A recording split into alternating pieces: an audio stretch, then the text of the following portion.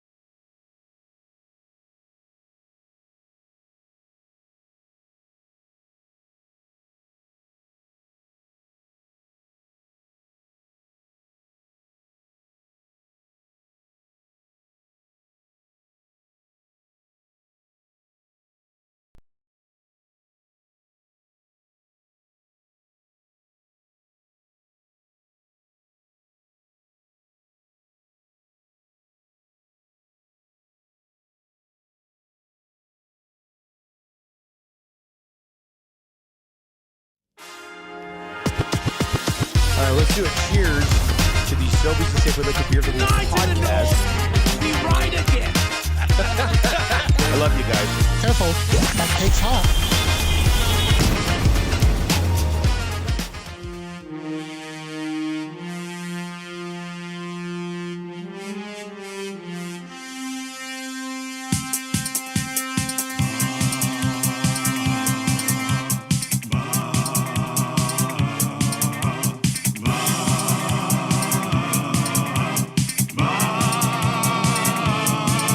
It's the 6 o'clock check-in. Come on, let's go. It's the AM nasty big hello. It's not static AM radio.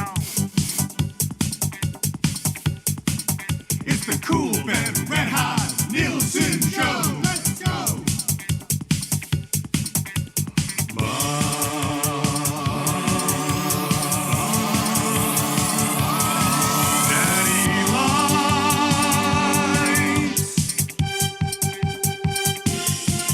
Everybody tuning in, even my wife. Mommy likes too.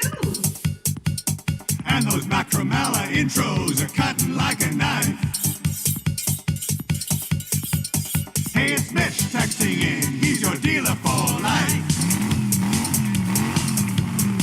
Let's crack at 6 o'clock and lager with some sirloin bites.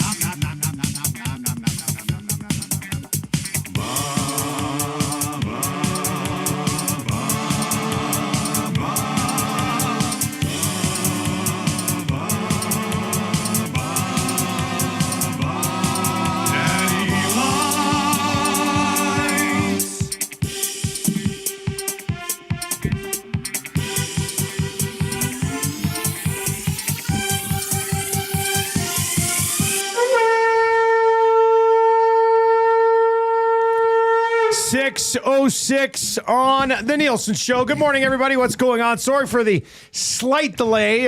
Brief problem with the audio board, but that's because Brundon is here today, and Trev wanted to show him how to kill the board before a show starts, and it worked out really well. So now he's got that experience. Check it off. If you're going to learn, you might as well learn when things are going awry, right? Yes. Like that's kind of how you learn. But Yes, for those I personally blame the Bear. I'm blaming 100.3 the Bear for everything today. Yeah. Totally screwed up my entire morning. It's led to this. You and McCord have been calling me for a year and a half at like, I don't know, 5:35. When do they call you when I'm not around? Well, it's usually around a 5-10 minute window, but like that's. But today was ahead of the window even. It was ahead of the window, so it totally screwed with my morning routine. You know how important morning routine is, especially when you're up early like this. Yeah. So I was just about to pull into my regular drive-through, and they start calling, and I'm like, "What the?" So then I was like, "Okay," in my mind, very quickly, like a quarterback under pressure. I said, "Do I pull in here and park and do the hit, and then just go through my regular drive-through, or do I keep driving?" So I decided to keep driving. So I went up to that. Timmy's up on 111th.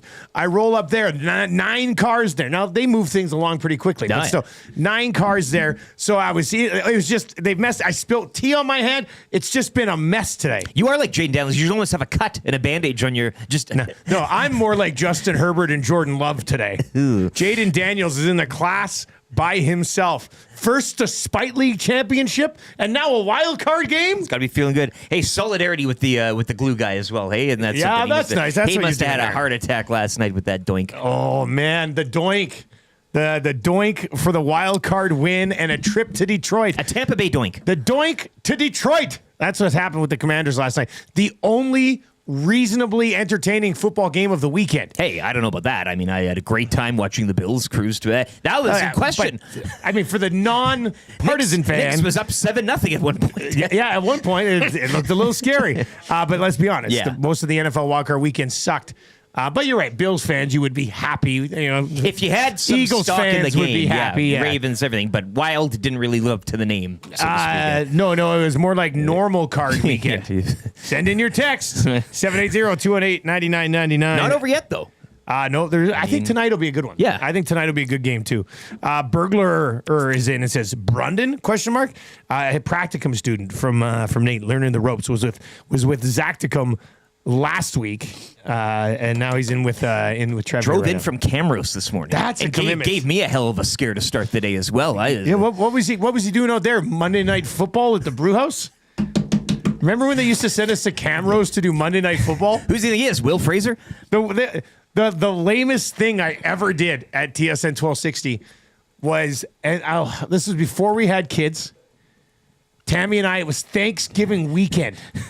And they're like, you got to be there for Monday Night Football. Thanksgiving Monday. I was like, come on, guys. They're like, nope. I said, why are we scheduling a Monday Night Football at the Camrose Brewhouse on Thanksgiving Monday? So Tammy and I couldn't have been Leduc, eh? No. Like we drove back from Cranbrook to get to Camrose for the Monday Night Football game. No word of a lie. There were 2 guys playing pool, and that was it. Tammy and I sat there the entire game. There was 2 guys playing pool. We drew the name to get in the draw for the trip. Tammy won. And I was like, congratulations, you guys, you're in. And they're like, actually, we're only 19. We can't win it because you have to be over 21 to win it or something like that. So that was it. That was the last time I went to Monday Night Football for Camrose. I remember Will went out there in a snowstorm, and it was the same type of story. Like, it was I had a bad one too one time. Yeah. And the attendants. Oh, it was just, man. Yeah, well. Yeah. Sometimes people just don't make good. So anyway, screw UConn and McCord today. That's the bear again. Because they totally screwed my whole day over. Yeah. And I was coming in pretty good this morning. I was feeling good. Well, you were fresh off, 2 hours of sleep? I mean, you were... Yeah. You were here till whatever. So I was here...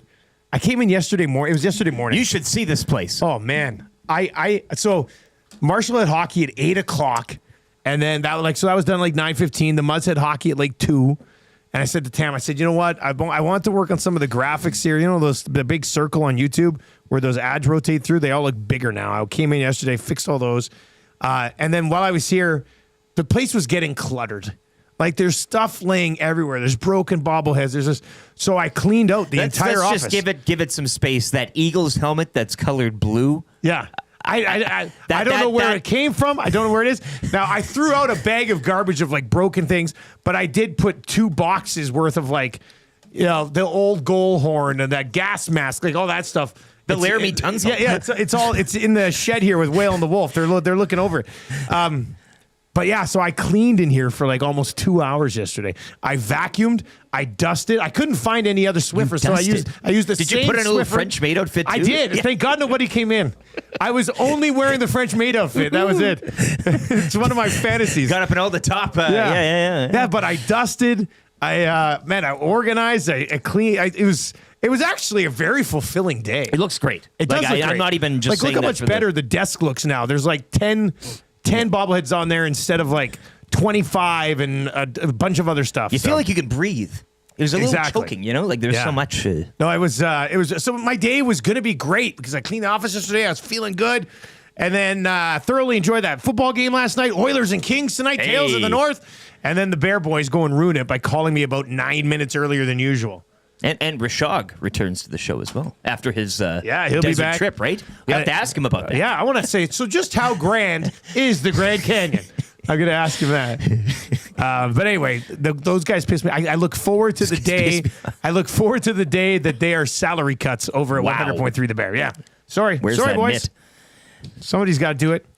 Adam in Quebec City says, "Who does Dusty think he is? Dave Jameson?" I called you that earlier. You made the actual. It's too good. Well, like so, right next to the desk here where we do the show, there's like these little. They almost look like a nightstand. It's like a little filing cabinet, An ottoman of sorts. I guess. I didn't realize till yesterday that there's like drawers on this thing. They were just facing the wrong way. So I just turned this around. Now I've got like a little desk for my papers and my pens. So all in all, very, very, very comfortable day. Zacticum is up early. What's Zacticum doing up at 6:13? He probably stayed up all night. He says, "Dusty dusting? Call him Cleany because it's clean." Ha! Oh, man, Zach, you're never going to win text of the day, buddy. Why didn't he add Never just going jokes text at of the the end day. of that? He always adds just jokes Yeah. at the end of everything he says. And Zach, I had to vacuum because somebody else won't after the last show of the day. Interesting. I do see a half-finished thing of grape crush that was on the stoop there. Now, That was my energy juice. Yeah. That was my energy juice. I had a grape crush at 10:30 in the morning. Two people, either Zacticum or yourself. Yeah, that was my grape crush. All right, 780-218-9999, 780-218-9999. Hey, boys, hope you had a great weekend. Non-sports related text. My wife and daughter and I went to watch Gladiator 2 this weekend. Great movie, but not the reason for my text. There was a trailer for a new John Wick movie that's coming out. Oh, my God, it looked great. I got so excited. I had to rewatch the first 4 John Wick movies this weekend. What? Are you up on this? Well, no. This I is didn't know news there to was you, but is Keanu Reeves in this, or is it John Wick spinoff? I was not aware of this. Are you messing with me? Maybe you're good from the weekend, I guess it seems. Are you messing with me? You know what I watched yesterday, actually, while I was here dusting and cleaning and doing some extra work? I turned on... Snatch. No, I didn't. I turned on Netflix, and I watched the Fights Camera Action, which is the Jerry Springer Show documentary. Okay, now is that like a Dateline type of you got a narrator or does it like interview the people of the show? It was interviewing kinda, Springer back in the day and stuff.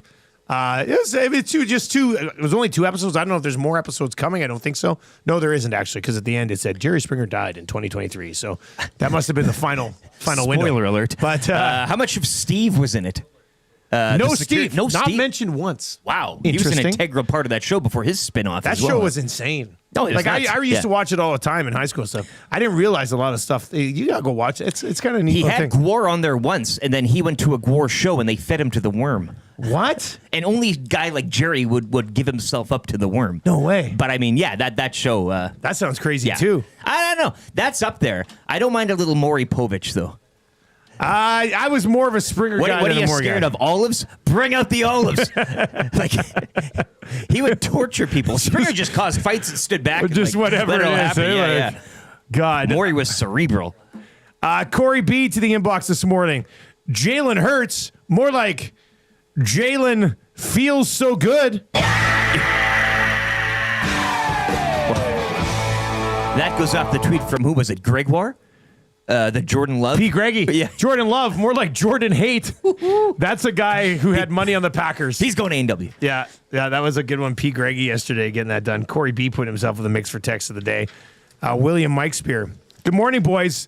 Gonzalez, more like Zane goes off the upright. Wow. Ez. What a pull.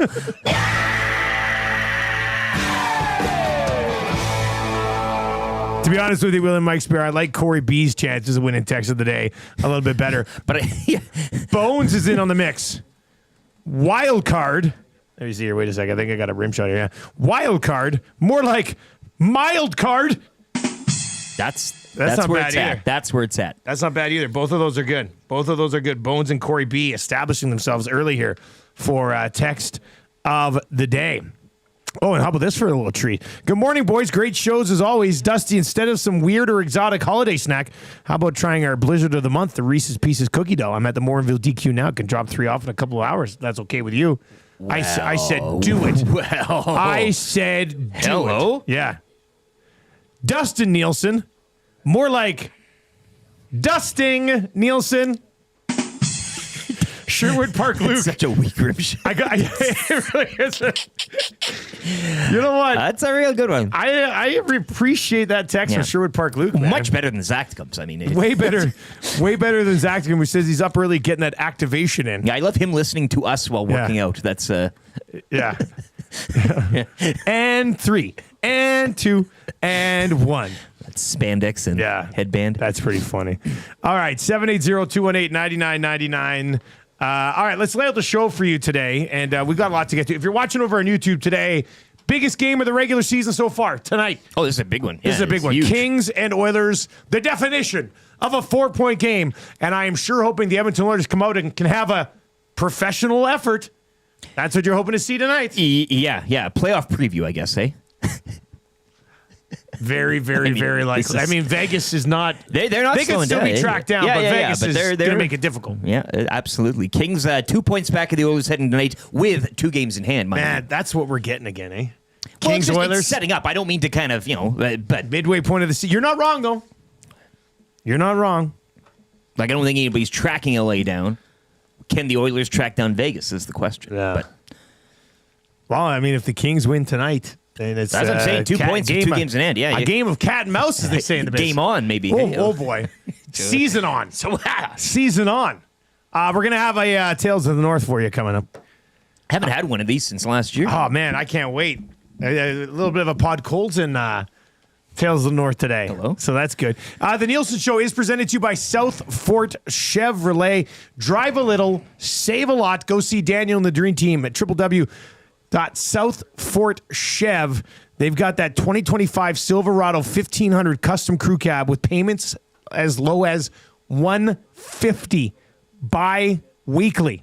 You can also get a 2025 Trax at $148 bi-weekly, or you can get that custom crew cab they're selling right now for $150 bi-weekly. Just an absolutely insane deal if you're looking for a new truck. And in January, they're offering a 90-day payment deferral or up to $10,000 cash back to help pay off the holidays and whatever else you got built up over 2024. South Fort Chevrolet. You can text us anytime.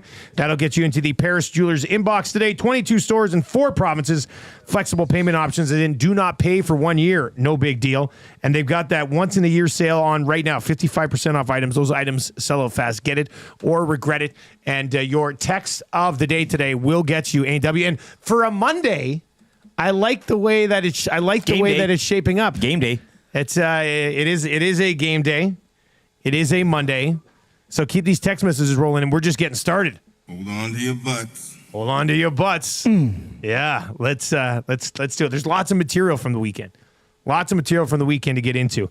Let's lay out the show for you today. I love people in the chat being like, guys, the Grand Canyon is amazing.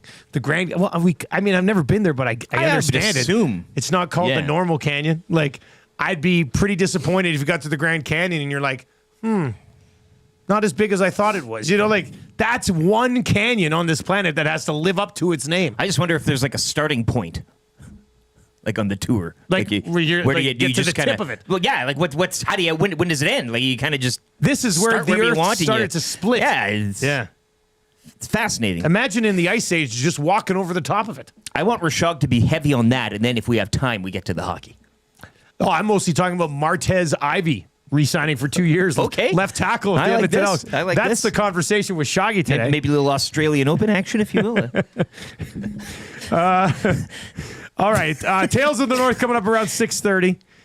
We are going to dive into Wildcard Weekend. I guarantee you, us talking about it will be better than what it was.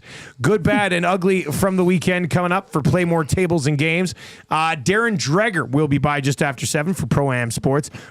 That's a good. We'll get into that around 7:20 today for the Italian Center. None of those are left, are there, or what? I would just, I would assume over the weekend. Let's guess. We had a Saturday. Hernan was. We were actually all at Boston Pizza. It was a hell of a time. It did look like a good Saturday. time. We had a good time. But you got to think, we had Friday afternoon.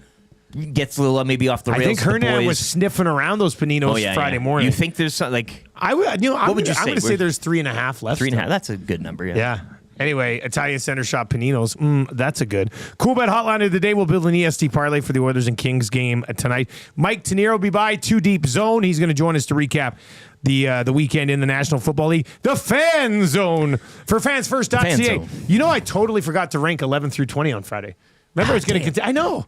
Thank God it wasn't a New Year's resolution. Well, you're going to have to double it up today. Wow. No, but today I'm gonna rank, because they're playing the Kings, Oilers threats in the West. How many? 5. Just in order, though. Okay. I'm not just going to give them out all willy-nilly. Yeah.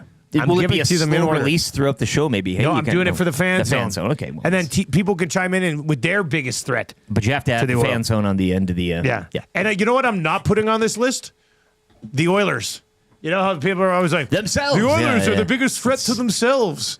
Shut up. Like, let's just pick the opposition. You know, the teams are going to have to go out and beat. Well, anyway, we'll get to that. 7:45 today. The Bear Boys have made me spicy today. You have. They just have. Don't up. throw off my routine, man. You're killing me. Kind of easy trivia. 3 questions too many. That hurts for James H. Brown. Ryan Rishaug from the Got Your Back podcast. GCL Diesel Orange and Blue breakfast to get you set for the Oilers and the Kings tonight. The Marmot Basin Snow Report. We'll find out how much freshy they got over the weekend. And then, of course, the wrap for William Huff. So the show is absolutely jam-packed today. Your text messages always welcomed in that Paris Jewelers inbox. 780-218-9999.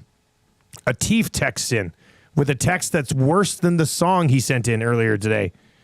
Jordan Love, more like breakdown love. That's either a typo. No, just let it hang in the air. That's there either for a second, typo or the worst text of the year. Boo! You suck! You too, Trev. From the top rope. Jeez. All right. Yeah, Atif's on a bit of a downward trend. Hey, he had a banger of a song that he sent at midnight. He's got that text Atif, going there. you have to probably just sit today. Take it off. Just become a Nasty Club member, man. Save all your problems right there. Let's get to your morning announcements for 100.3 The Bear.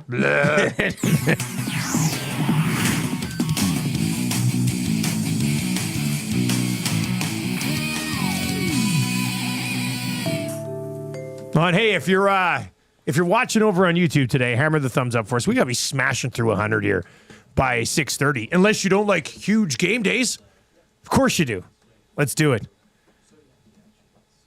Colton and Quinnell says, morning, boys. What's the latest on Evander Kane talk post-knee surgery? Are we going to be pulling an LTI or masterclass? Or is this the move that has Gary Bettman? Yes, I know his name is spelled wrong on purpose because he called him Buttman.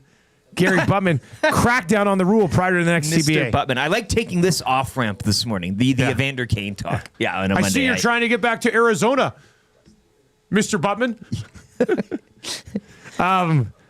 I would be shocked if he plays before the playoffs. Why? Yeah, I mean, it's just the Oilers have to know, though, what's happening here.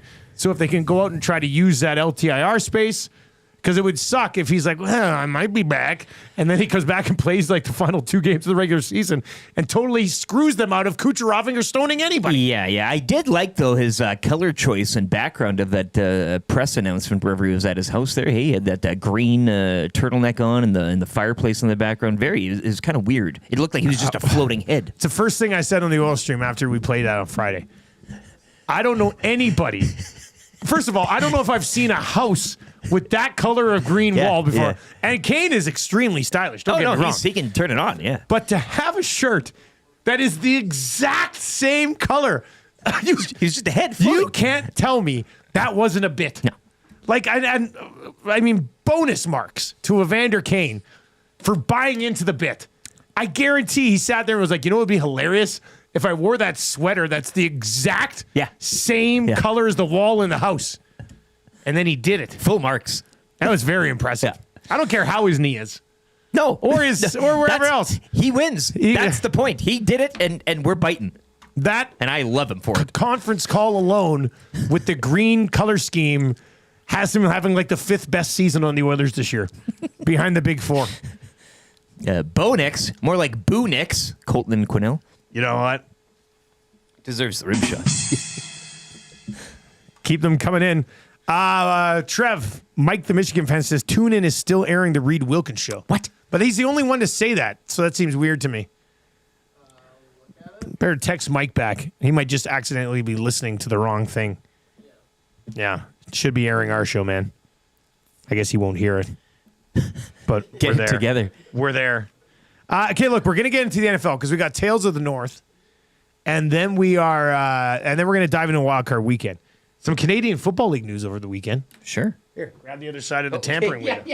Just in case you didn't Are we see it. tampering though? I mean, Well, I don't. whatever. These now there's We a just list of wanna guys use it now. who won't be getting tampered with. Yes. This is our CFL tampering window, dropped off and created by the fine folks at Nisku Glass. If they can do this with glass, just imagine what they can do for you. Spared no expense. I just thought it'd be a pain. You've got the full border. A pain Yeah. But,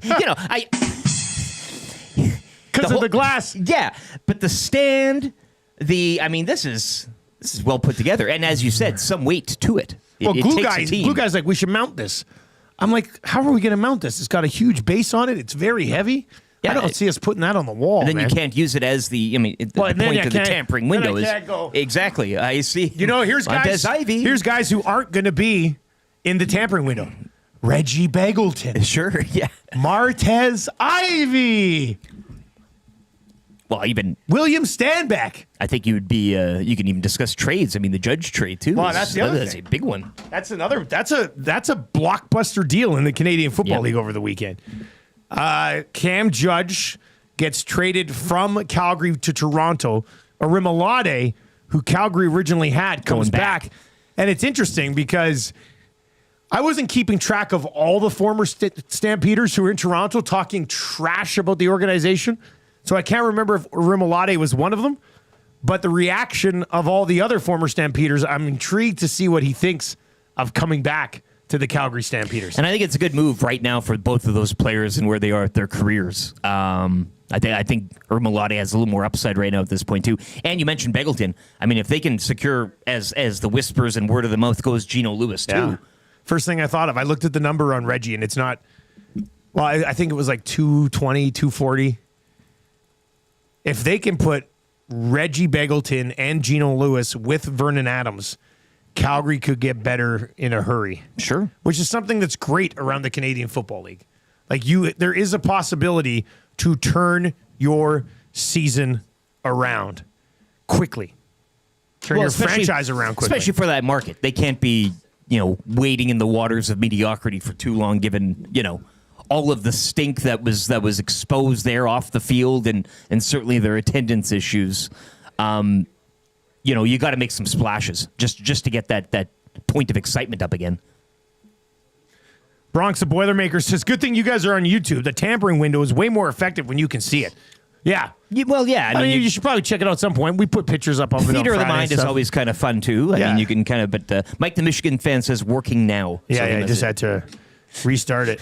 Corey B says, I think I see the CFL schedule through the tampering window. No, you do not. Well, CFL schedule will not be coming out this week. I'm hoping, fingers crossed, it's coming out next week. did I also see that there will be no neutral site games? Or was There's that just no a, touchdown game this yeah, year. so there's- maybe that had a reasoning to how the schedule is, right? Where they may be trying to get one over the line or something. I don't know. I think the schedule is now in the hands of the teams for pushback on certain games and stuff. So A final stage. yeah, if you we're will, still right? 10 to 14 days away, at least in the schedule. I'll be very surprised.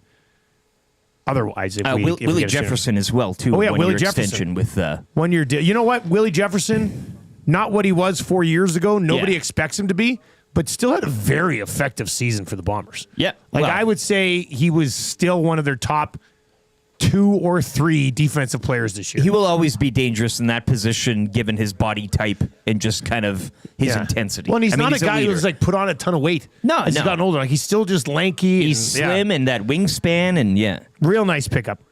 Real nice pickup. And Cody Fajardo, too, with some nice words for Trey Ford. This relationship seems like it's going to take off in the proper direction. Big weekend in the Canadian Football League. What can we say? This offseason just continues to deliver banger after banger after banger. They're not scared of Wildcard weekend. Oh, no. CFL playoff games always live up to the hype. Except for the fourth quarter of the Grey Cup this year. I don't know what the Bombers were thinking. I loved it. In that game.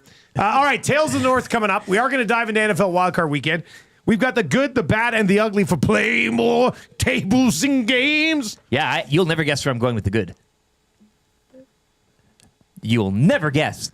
Are you going to the college football game on Friday night? No. Ohio good State? Guess. Good guess. Ohio State versus Notre Dame. Yeah. They do look good. They're on a mission. We'll give them credit. They look real sorry, nice. Mike, the Michigan fan, but...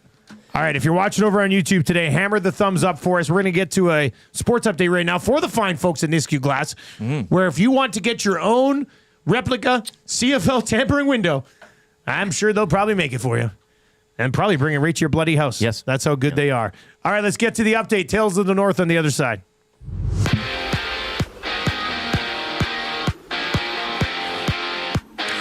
Jaden Daniels with 2 touchdowns. Zane Gonzalez booting the game-winning 37-yarder off the upright and in to lead the Commanders over the Buccaneers 23-20. Commanders, they'll visit the Detroit Lions Saturday at 6 in divisional round action.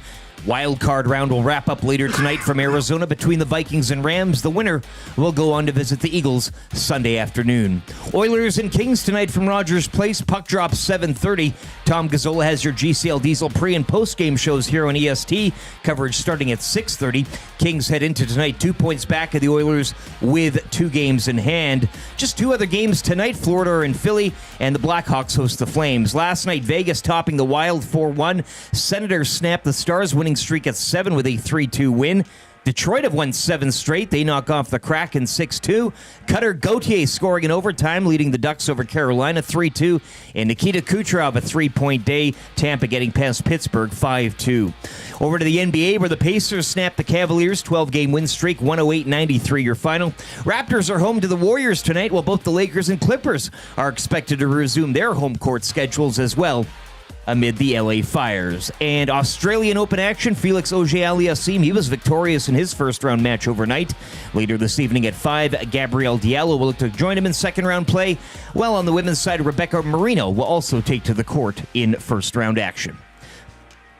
Sports Update brought to you by Nisku Glass. We want to thank EST and all the listeners and viewers, and what better way than to give them a deal. Mention Edmonton Sports Talk or present your Nasty Club membership for a 10% discount on windshields, glass, or any of your window and door orders. Call us today to get that ugly broken windshield replaced or to start planning your winter and spring renovation projects now.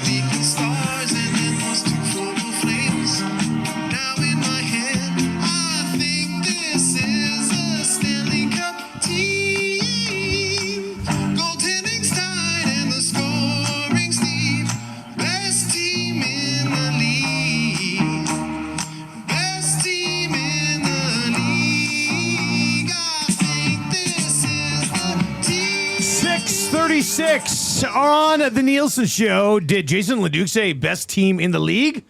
Yes, he did. And they have a chance to prove it tonight against the Los Angeles Kings. And he just said he sung into that angelic voice of his. Yeah, he gets way up there. Gets Taking notes, Atif? Yeah. I mean, I'm just saying it's. Oh, Atif. I'd say don't ever change, but please change. Right? Like, why change when you can do sweet things like this? Away. I'm a nasty. I listen to Edmonton's First Talk Radio. Away. They start the day off with the Nielson Show from 6 to 9. Oh, we don't need a lineup. We know the lineup. Like that, we know the lineup. Yeah, you had me at the way, but then things fell off. Things fell off a little bit. They fell off a little bit. I cannot wait till the pre and post game party at his place prior to the Super Bowl at Century Casino Sports Bar and Lounge. Should be a cracker. That's not happening. Well, we will be at Century Casino for the best Super Bowl party in the city. people are already talking. Let's be honest. DMs, messages. Last year we had a tower of 6 o'clocker loggers that was the size of a Newt Bowl. I mean, it was pretty impressive. It'd make the Grand Canyon blush. We are excellent Grand Canyon reference. All right, Tales of the North for the Oilers and the Kings tonight. We haven't done this in a year. Quite right. All right, Tales of the North to get you set. It's a big one tonight. We know that. We're going to get into Wildcard weekend recap as well. Good, bad, and ugly from the weekend for playing more tables and games. And then Dregs, and we're going to ask him a big question today. Which team needs to be more active before the deadline? Kings or Oilers? Dun, dun, dun, dun. We only ask the hard-hitting questions right here. If you're watching on YouTube today and you see us dressed like absolute fools and you still haven't hit the thumbs up, pretty disappointing. Sub to the channel, too, if you haven't already. All right, here we go. Lieutenant Eric, good to go? Yeah. All right, here we go. Tales of the North to get you set for the Oilers and the Kings. Who owns the North? Who owns the North?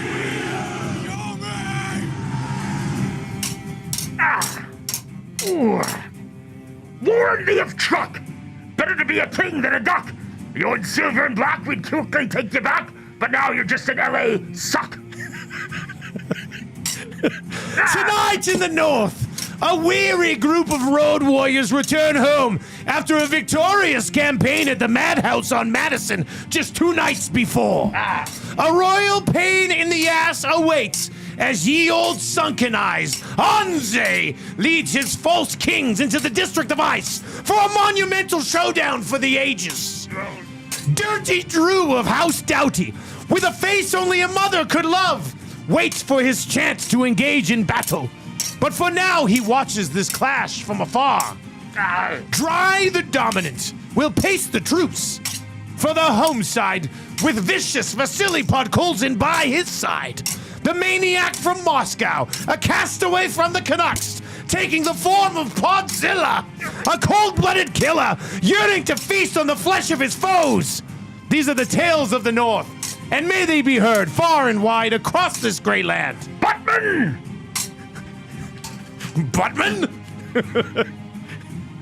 Oh, Oilers and Kings tonight. Vasily Podkolzin yearning to feast on the flesh of his foes. God. Warren's return. Warren's return. What was the, what did you hit us off? Warren in a truck. What'd you say? What was the? Truck, duck, suck. Suck. You probably were thinking I was going to say something else. Yeah, I thought you were going to say schmuck. Yeah, that's what I thought. I thought that's exactly what was going to be Buck. said. There's lots that you can get to. Hey, but do you see the season Fogel's having? He's like 4th on this team in scoring. It's good Not for that him. they have like a ton of scoring, but, Yeah, but he's outproducing Quentin Byfield, who's having an absolutely horrendous offensive season. 8 points in his last 10. Good for him, man. Hey, like, good for him to, go somewhere else, have a significant role, and 11 goals, Get the job 12 done. assists on the campaign. so yeah. What is that 4th? Do you have it up? Is that 4th in scoring or 5th in scoring? It's 4th or 5th in scoring on the Kings, which is pretty damn impressive, actually. Los Angeles 24, 11, and 5. Yeah, 4. He's fourth on the team in 23 scoring. points, yeah. Point up on Fiala and 3 back of Laferriere. And then Kopitar and Kempe. All right, well, we'll get a first-hand look. 4 game-winning goals as well. That's What? Tied for second on team. Who does this guy think he is? Leon Draisaitl? That's pretty impressive. Pretty impressive. We'll get into this with Darren Dreger. Dregs is going to join us just after 7 o'clock for Pro-Am. Ryan Rishaug's going to be by around 8:30. So lots of time today on the Oilers and the Los Angeles Kings. You can text us anytime, 780-218-9999, 780-218-9999. Big Slime Nasty's in and says, guys, I'm listening to the show and slowly surfacing from a slumber. And the first thing I caught was a Teef singing. I don't know how to bounce back. That's tough, yeah. Yeah, that's was, like you getting that call from the bear almost. That's quite the day starter. Do not call me early. Like, it's just simple as that. Hey, Dusty should check the drawers in that end table of his there now for the CFL schedule. You know, it's worth a shot. No. Nope. So you can share those with Milne because he sits there. I look forward to I'm not sharing these with anybody. I'm locking this key up, and I'm taking it with me after the show. I'm leaving mine open for Reed. I really want to see what he stores in there. I've waited a year and a half to figure out I can use these drawers. You think I want them cluttered up by Hernan or Glue Guy stuff? No chance. That key is getting turned and locked and hidden in this room somewhere. This will be communal. I can't wait. You know what I'm going to do? I'm going to take this key. I'm going to swallow it. Then nobody can get in there. And then pass it every morning. Yeah. And then it's time to open up the drawers. Time for my morning constitutional. Screaming in the... Every single morning. Yeah. Hey, as long as I can keep my show notes safe. Well, hopefully they don't really phone care you during that time, eh? I don't really care. All right, a couple of questions coming out of Wildcard weekend. Let's get into this right now. It can't be your good. We're not going to get to the good. What? No, it definitely could be my good. Well, who was the bigger disappointment this weekend? The Chargers or the Packers? Packers got a lot of injuries during that game, did they not? I mean, they were getting... And the Eagles didn't really show up. Like, the Chargers are a constant disappointment, I just find, so it doesn't really surprise me anymore. Like, teams can be handing them a game and they'll still find a way to screw it up. So I'll just say with the Eagles' offense not performing probably as you think there was a chance for the Packers there? I think there was multiple chances. Now, again, as I said, they were getting injuries left, right, and center and everything, but I think that there was a window of opportunity for them. But pissing it away through turnovers, and again, you can't really plan against injuries, but... You make a pretty good case. But the Chargers had the Texans. You know, like the Packers had the Eagles that they had to get through. The Texans had the Chargers. Well, exactly, I guess, when it's all said and done. But, like, the Texans had done nothing special the entire season. No. And the Chargers put up 12 points. And the Chargers got 197 yards from Ladd McConkey and still only put up 12 points. Justin Herbert, 4 interceptions. Jordan Love had 3. I think Herbert had 4 interceptions. Like, an all-time disappointing game from the Chargers. So I think I'll put the Chargers slightly ahead of the Packers, but disappointing efforts from both of them. The Broncos, rookie quarterback. There's an upside different there. expectations. There's an upside that you can kind of... They were looking for a taste of the playoffs. Yeah. Right? Nobody was expecting them. They were a 10-point dog, for goodness sakes. Yeah. The defense still posing a few problems. I mean, Buffalo's quality emerged as the game went on. But it's going to be like it's funny now you watch it all shake out, and that's why that number 1 seed was so damn important, because now the Chiefs get the Texans served up to them on a platter. They've been waiting around. Bills Ravens in the divisional round. It's not fair, damn it. Like, it's just not fair. At minimum, that's got to be a conference championship game. Absolutely, could be a Super Bowl. I'll just make a hot take right now. I think both the Ravens and Bills are better teams than the Kansas City Chiefs this year. Well, you got your MVP candidates right there in that game. But to answer your question, I think, Bo Nix, and there's a bit of a future there, and with him, I mean, he's already like 45 years old, played 20 years of college ball, but no, I mean, they'll take it and move on, and you're right, getting a taste of the playoffs and being back there, so good on them, but ultimately, and again, even that early touchdown, you're like, okay, well, they're going to make things a little interesting, but Buffalo did what they should have done. Now, you go back to week 4 when the Ravens ripped the Bills for I don't know, 5 million rushing yards. That's my concern now, is that Bills defense going into next week. That's going to be a challenge. Well, if you're concerned about their rushing defense, then you should be very concerned about the football game. Absolutely, and I am. Derrick Henry and Lamar ran for what, like 280 yards? Yeah. It's ridiculous. So, legacy game here for Lamar Jackson and Josh Allen. Yeah. And it sucks that it has to happen in this round and not Ravens-Bills could be a bloody Super Bowl and we'd be in for a pretty good game. Who needs this game more? Lamar or Josh Allen? It's a question we'll ask all week. Probably Lamar. I think so. Yeah. Just slightly. I like if the Ravens can't beat the Bills after the season that Lamar had, they're going to go, well, if you can't get it done this season, after all the seasons you got your running back now. Yeah. That's the thing. That's This is supposed to be the puzzle's complete here. That's supposed to be everything. But you know what the reaction will be like, right? Because nobody's going to be like, well, Derrick Henry's a failure. They're still going to look at Lamar. Oh, yeah, right? absolutely. Whereas if Josh Allen doesn't win this game, there will still be questions, but he's not a 2-time MVP. And Lamar Jackson is. So I think that changes it a bit. And the Bills can reside on the fact that, oh, well, look at their offense. There's no go-to guy. Like, they've got to this point with these guys. And sorry about picking the Khalil Shakir anytime touchdown. That ultimately didn't hit. Should have went with Cook, as you said. I mean, I wanted to get a little interesting, walk on the wild side. But the Bills, if they do lose, and in whatever fashion, you can point to the fact, well, Josh Allen's alone. He's got no weapons and all this. Because that's kind of it'll be an easy excuse to put your feet up on. But again, given what the Ravens did to the Bills earlier this season, there will be expectations that does happen again, given the Bills' porous run defense and the weapons that Baltimore has. So they have to show up on the road. It's going to be great. Sunday, 4:30. Can't wait. 780-218-9999, 780-218-9999. If you're watching over on YouTube today, hammer the thumbs up if you enjoy the show. Of course, Yag Tech doesn't. Says the YouTube stream is boring but perfect for falling asleep. Yeah. I can't be the only one, LOL. Thanks for helping me fall asleep after working a night shift. Yawn. Good night. But we'll keep chiming in and not actually fall asleep. It's quite something. He's a funny boy. He's a funny boy. All right, so the Commanders get by the Bucs last night. As a Detroit Lions fan, I was a little worried about the Bucs. They beat us this year. It was like my one sort of concern. But Jaden Daniels still has me worried right now. Like in the end, I think the Lions probably beat the Commanders like 42-31. There's going to be points scored in that football game. But Jaden Daniels' composure as a rookie is off the charts. Like I've been so impressed by him down the stretch. They won 5 in a row to end the regular season, and now they go into Tampa on the road. And Jaden Daniels just absolutely nails, man. Did you see this stat? Let me bring it up. Well, I saw that one hit where he got rocked out of bounds, he was kind of vulnerable and went flying through the air. Gets back up, not a look of concern on his face anywhere to be seen. That, like you just stone cold. Yeah, it's remarkable. This came out from OptaStats last night on X. I snagged it. In NFL history, there have been 3 instances of a team having 0 turnovers and 0 punts in a game behind a rookie starting quarterback, regular season or postseason. So it's only happened 3 times in the history of the game that a rookie quarterback led a team to 0 turnovers and 0 punts in a game, regular season or postseason.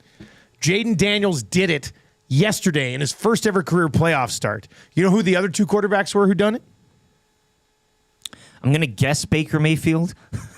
No, actually, it was this season, and it was Jaden Daniels 2 more times. That's a trick question. Trick question. But he's the only guy to have ever done it. And he did it 3 times this year. Week 2, week 3, and then the playoff game last night.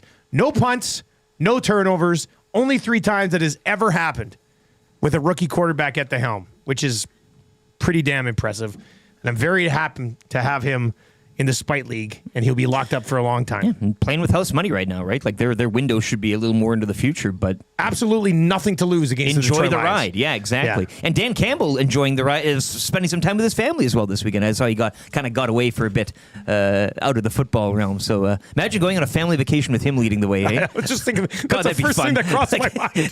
Everybody into the van now. Get in the van! Isn't this a good time? We're gonna have a good time. Adjusting that rearview mirror and ripping it off. All right, let's get into the good, bad, and ugly from the weekend. Brought to you by Play More Tables and Games. From ping pong and pool tables. And you got to go in and see this place.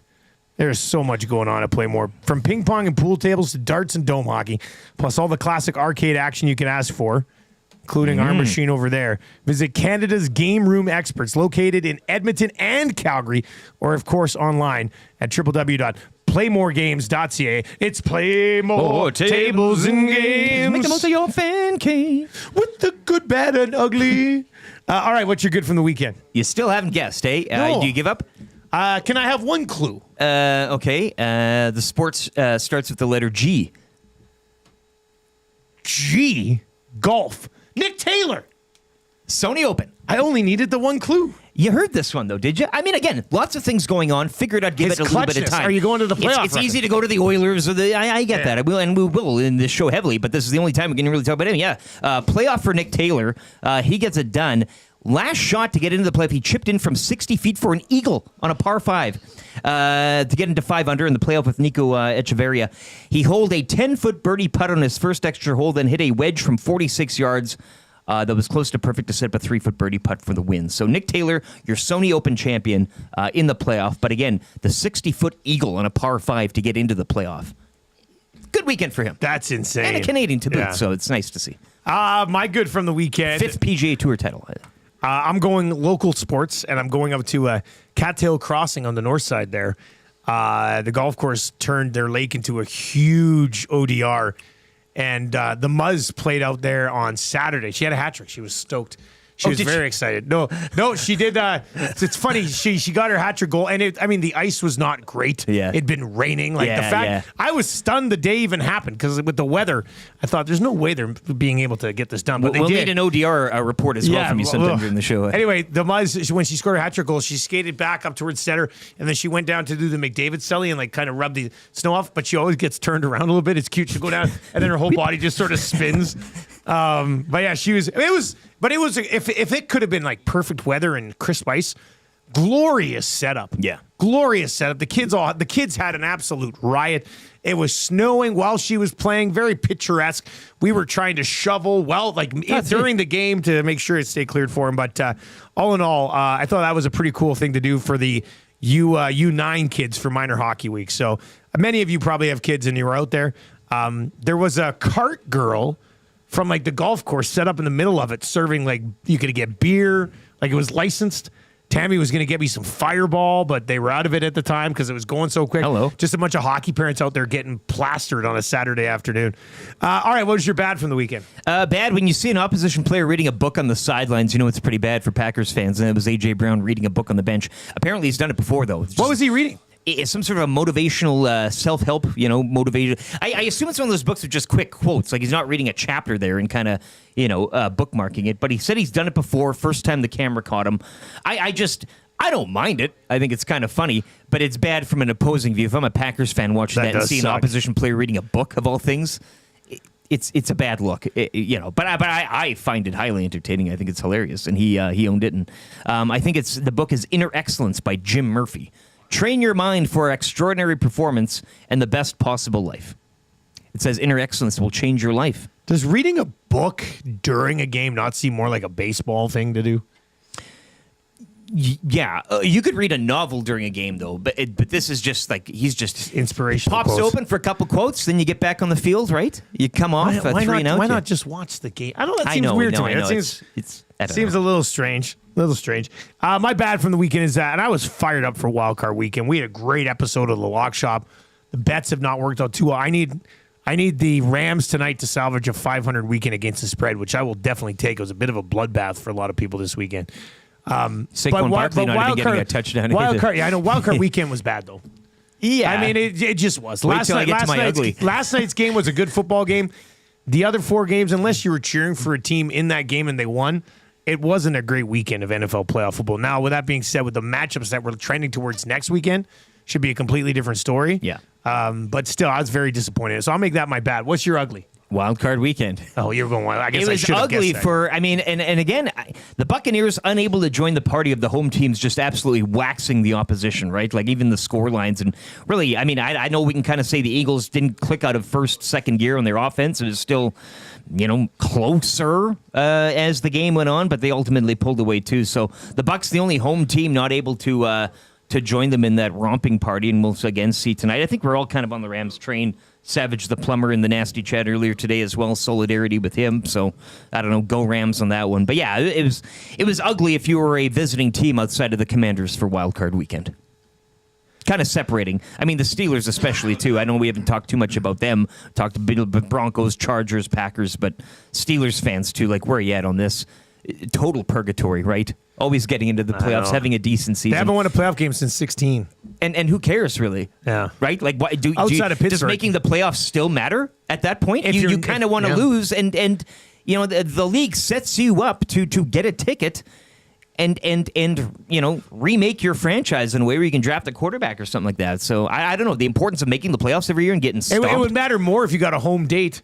Sure. But when you're going on the road as a wildcard team every single year. Knowing what's going to happen. So, yeah. My ugly from the weekend, I had a pretty good weekend. My ugly from the weekend, I was going to go with starting my week and ending my weekend with the early call from the Bear is kind of ugly. But I will say some of the places I dusted in here yesterday, ugly. Like behind this TV. Oh, you got in the cracks. I dusted behind this TV. Usually you'll see like a little thin layer of dust. That was like an inch deep back there. It was gross. I had to dust it, and then chunks of it were falling off, and I had to vacuum those up. That's how dusty it was behind this TV. Most of that's dead skin. What? Well, dust is a lot. How did all of our dead skin get behind the TV? Right, exactly. Anyway, that was the dustiest thing I'd ever seen. Dustiest thing I'd ever seen was behind that TV. The poor Swiffer. I got to put it in the Swiffer Hall of Fame because I couldn't find any different Swiffer switches, so I just used the one thing the whole time. And I don't know if any Swiffer has ever worked as hard as that Swiffer worked yesterday. 5 stars, yeah. Oh man, I was so proud of it. Yeah, if it would have been a human, I would have kissed it on the lips. But instead, it was a gross, dusty Swiffer that I just put back in the thing. Yeah. I'm curious, how'd the vacuum hold up? Last time I think we gave that thing a go smoking. There was no smoking, Okay. but it's hard to push forward. Oh, okay. So I was doing a lot of dragging of it. Yeah, you know what? It grinded it out. It's like the Brett Kulak of vacuums. Okay, yeah. I was just like, you know what? Gets I'm not the going to job roll it out there all the time, but it got the job done and it was somewhat reliable.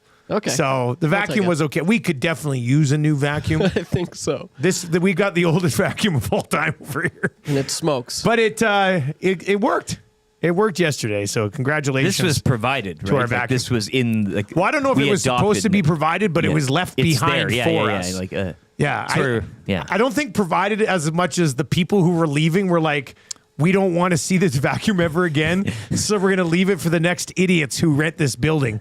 And that's us. Put it to good use. And I vacuumed with it over the weekend, and it worked out okay. But yeah, the dust level behind this TV was the ugliest thing I've ever seen in my life. And hot dust, hey, behind it, the TV heats it like it's hot. I felt like I had to put on a mask. I should have put on a mask when I was cleaning behind there. Would look great in that French maid outfit. All right, 780-218-9999, 780-218-9999. If you're watching over on YouTube today, hammer the thumbs up for us. We're going to continue to get you set. Changing on 100. I will continue to get you set here for the Oilers and the Kings with Darren Dreger. Changing 100. For Pro-Am Sports. Dregs is on the way next. The rest of hour number 2, very busy. Busy show today. It's going to be a great Monday show. We got Dreger. We got, that's good. We've got the Cool Bet hotline of the day. We'll build a ESC parlay for this big game tonight between Edmonton and Los Angeles. Mike Tanier will join us just after 7:30 from the 2 Deep Zone to recap Wildcard Weekend. And Fans First, the Fan Zone for fansfirst.ca, going to rank the top 5 threats in the West to the Oilers. That's right, put them in order, not just generic, random, these are the teams. View them as you will. And I know you're all thinking he's going to say it's them. You said earlier, it's not them. No, I'm not putting... It's not good. That's always they're the... Number 1. What a twist. Winnipeg. Number 2, themselves. Ooh, I'm sorry. You're not going there. No, I'm not going there. Yeah. I'm not going there with either of the things Very I just refreshing, said. Yeah. All right, Darren Dreger coming up next. Let's get to an update right now with LT.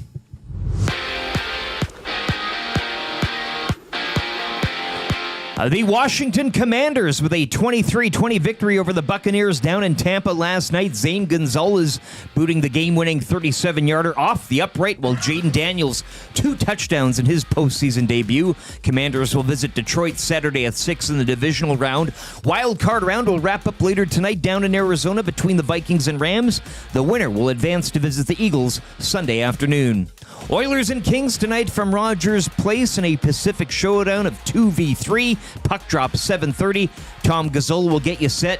He'll have your GCL Diesel pregame show coverage starting at 6:30 here on EST. And Tom and Hernan will also be back following tonight's action, taking your reaction on the postgame show. Kings head into tonight 2 points back of the Oilers with 2 games in hand. 2 other games tonight: Chicago at home to Calgary, while the Panthers visit the Flyers. Action from yesterday: Nikita Kucherov 3 points, Tampa getting past the Penguins 5-2. Ducks in overtime over Carolina 3-2. Detroit have won 7 straight. They knock off the Kraken 6-2. The Senators snapping the Stars' winning streak at 7 with a 3-2 victory. And the Golden Knights win again. They top the Wild 4-1. Over to the NBA, where the Indiana Pacers snapped Cleveland's 12-game winning streak with a 108-93 victory. Raptors are at home to the Warriors tonight, while both the Lakers and Clippers are expected to resume their home court schedules amid the LA fires. And Felix Auger-Aliassime, he was victorious in his first-round match overnight at the Australian Open.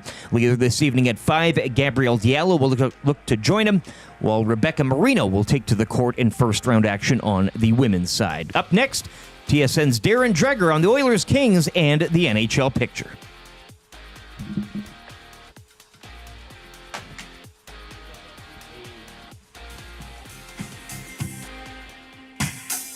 What say you? A nasty crew. We got the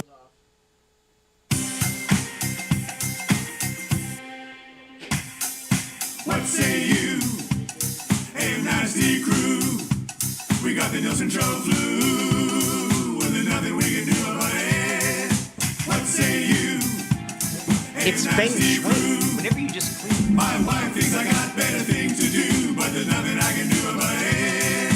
We're tuning in on TuneIn, we're listening online. We catch up with the podcast when we fall behind. We're texting in the nasty chat, what's on our mind. 780-218-9999. No more interference from corporate interest. To Tutti and Eric and all at the back end. Like Rishaug and Noodles, Captain can gauge it. Maybe it's fun but a cool band to make a little wager. We can't wait for the Monday Mandate. Shaggy's always on time. Tommy's always late. Would you like a cup of tea? Forget about the old place. Hey, we were number 1 in the text race. We don't miss all the commercial breaks, but we sure miss Nickelback today. We wanna hear some hot takes and we wanna hear Renee. Why not hold the neck up when I wanna kiss away? Beat left the tire fire and remember that name. We love every goal song, but what about Evander Kane's? Macramella, wrapup, Dreger and Tanier. It ain't Christmas season, but they sound like reindeer. Button and my cousin and the tales of the North. On a random given person, does he go for? What say you? AM Nasty Crew. We got the Nielson Show flu. And there's nothing we can do about it. And there's nothing we can do about it. And there's nothing we can do about it. All right, it is the Nielson Show on a Monday morning. Oilers and Kings tonight. Rishaug will join us around 8:30 to discuss that as well. And we'll find out just how grand is the Grand Canyon from Ryan Rishaug as well. Nielson Show brought to you by South Fort Chevrolet. If you want to basically steal a pickup truck from them, they are selling a 2025 Silverado 1500 Custom Crew right now with payments as low as $150 bi-weekly. $150 bi-weekly for a 2025 pickup truck. Come on. It's ridiculous stuff. Go see Daniel and his family-friendly team. Drive a little, save a lot at South Fort Chev. www.southfortchev.com. That's good. And an EST parlay coming up here before 7:30. Mike Tanier just after 7:30. And the Fan Zone for fansfirst.ca still coming down the pipe as well. Let's get into our Hockey Insider today. Brought to you by Pro-Am Sports, your locally owned sports memorabilia and apparel specialists. Gear up for game day. Oilers jerseys, headwear, hoodies, and hats from Fanatics New Era 47 Mitchell & Ness in stock now. Located in Edmonton at the corner of St. Albert Trail And 128th Ave, of course, online at proamsports.ca. Go in and see the Cooks and Guys. It is a game day. Go get some new swag for a big, big game between the Oilers and Kings. Biggest game of the regular season to this point for the Edmonton Oilers. And we're getting into that with Darren Dreger on the show this morning. Dregs, I don't think we can overhype this one. Kings and Oilers in the battle for second, trying to keep pace with the Golden Knights, who just don't seem to be letting up. I'm really intrigued by this hockey game tonight. What do you expect from these two clubs? Yeah, I expect a good hockey game. I think that's abundantly clear. Predicting who's going to prevail and come out on the other side with a win is the more challenging part because of, how we've seen these two teams play to this point in the mid part of the NHL regular season. The Los Angeles Kings, fellas, are right up there with one of my surprise teams of the year. Not as surprising as the Washington Capitals, who are tangling with the big boys right at the top of the National Hockey League. But I did not expect the changes that Rob Blake made, bringing in Darcy Kemper, some of the other moves that he made, that it was going to pay off as quickly as it has. And then on top of that, you throw in the absence of Drew Doughty through, all of this first half of the regular season. And you got to wonder what it's going to feel like when Doughty comes back into the mix. It's going to feel like a mega trade. So they've got a lot of pieces that have contributed to this. Right near the top of the scoring parade is Anze Kopitar, who, like Sidney Crosby, doesn't seem like he slows as he gets older. They've got a real good blend of young guys coming in. And then again, to give Rob Blake some credit, he's dusted in some other experienced and insurance players in the middle of the lineup, and it seems all to be clicking and paying off for the Kings right now. Darren, yeah, you mentioned a surprise team for you. One of the surprises as well, a name that we know in this market, one being Warren Foegele, and we kind of did some digging and discovering. I mean, 4th on total team points this morning, 4 game-winning goals as well for him, playing down on that second line. But just your thoughts on, I guess a team that, is geared and engineered to maybe shut down and beat an Oilers team, obviously within the division and given the amount of times they face each other in the playoffs. But just speak to us just on how Warren Foegele has maybe, found himself or has been allowed to do what he does and find himself fourth in team scoring. But this isn't unusual, is it? I mean, when players get a new opportunity, a different challenge perhaps, and by opportunity, I mean, look, the slate was clean. And, it's not like he wasn't given a chance in Edmonton. Of course he was. And there's the Oilers wanted nothing more than Warren Foegele, who's a big body, to find his way consistently into the top 9. And what a world it might have been for Warren Foegele in Edmonton if he'd found his way into the top 6. He's a versatile guy. But I think what he lacked on occasion was a consistent sort of style of playing game. And, when he was bringing it and he was using the kind of elusive speed that he can provide, then he was an effective player. So maybe it's a bit of a wake-up call for him, right? Again, change of scenery in Los Angeles, different challenges, all of that. And maybe a style that's maybe more suited to his game as well.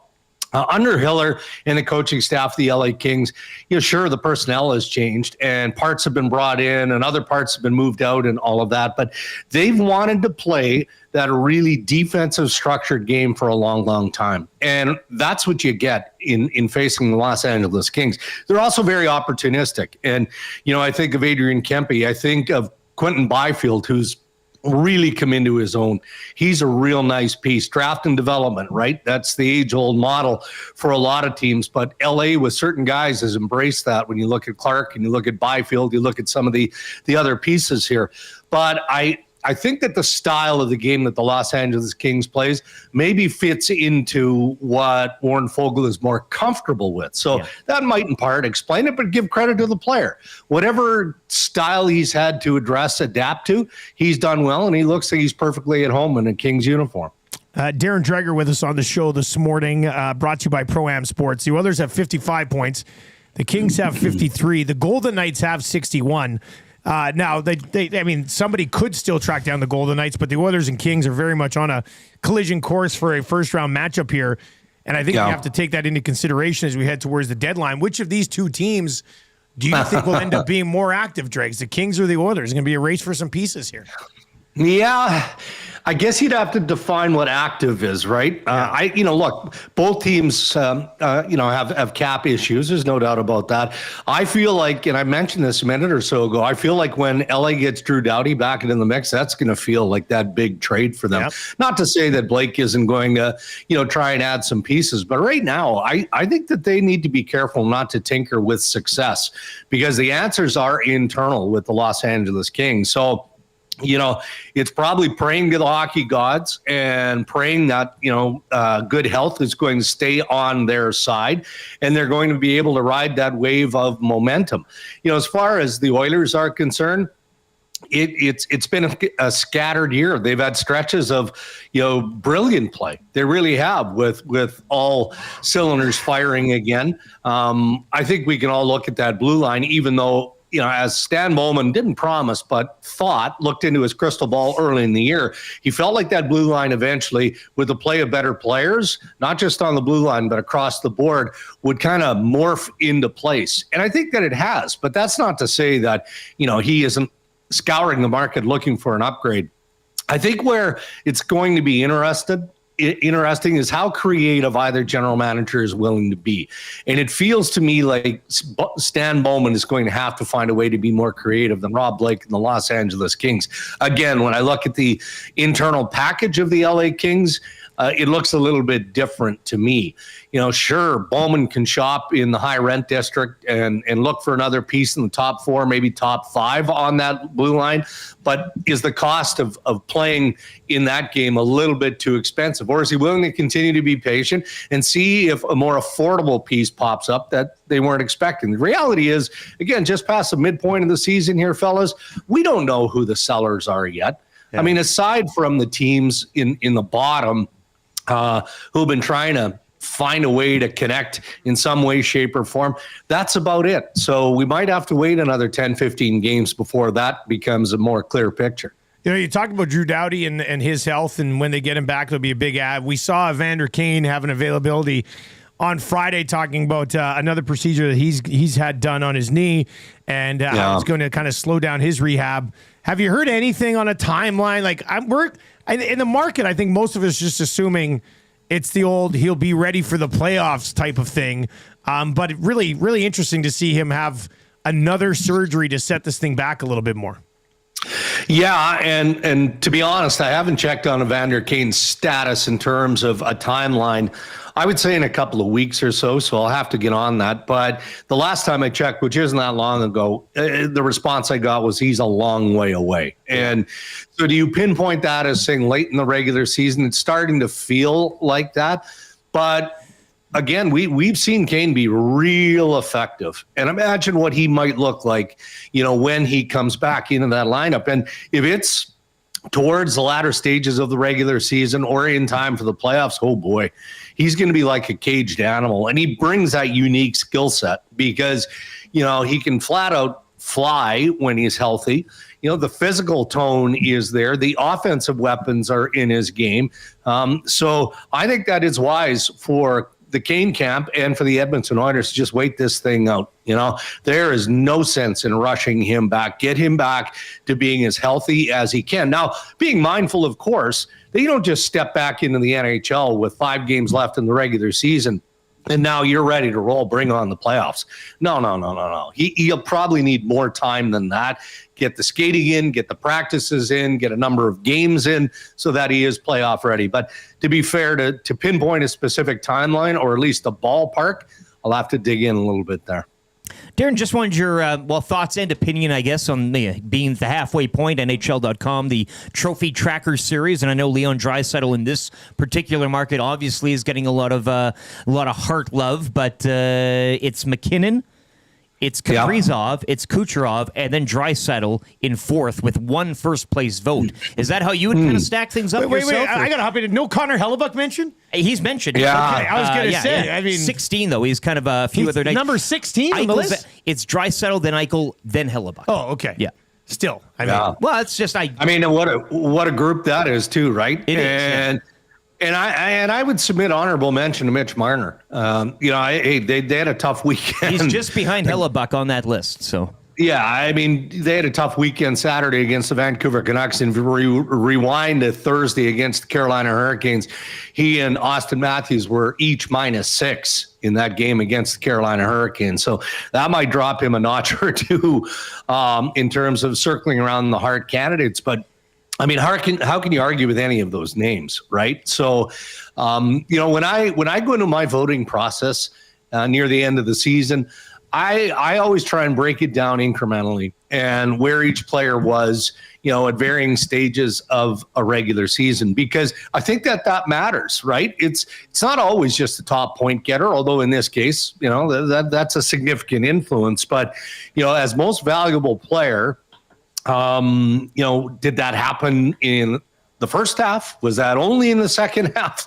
You have to, it's no different for me than the Norris Trophy winner. And normally we're drawn to the defenseman with the most points. Well, why not talk to former Norris Trophy winners and find out what their thoughts are on, the first quarter of the season? What did that look like? The last quarter of the regular season, if that team was in a playoff fight, all of those things. So I like the group of Hart Trophy candidates.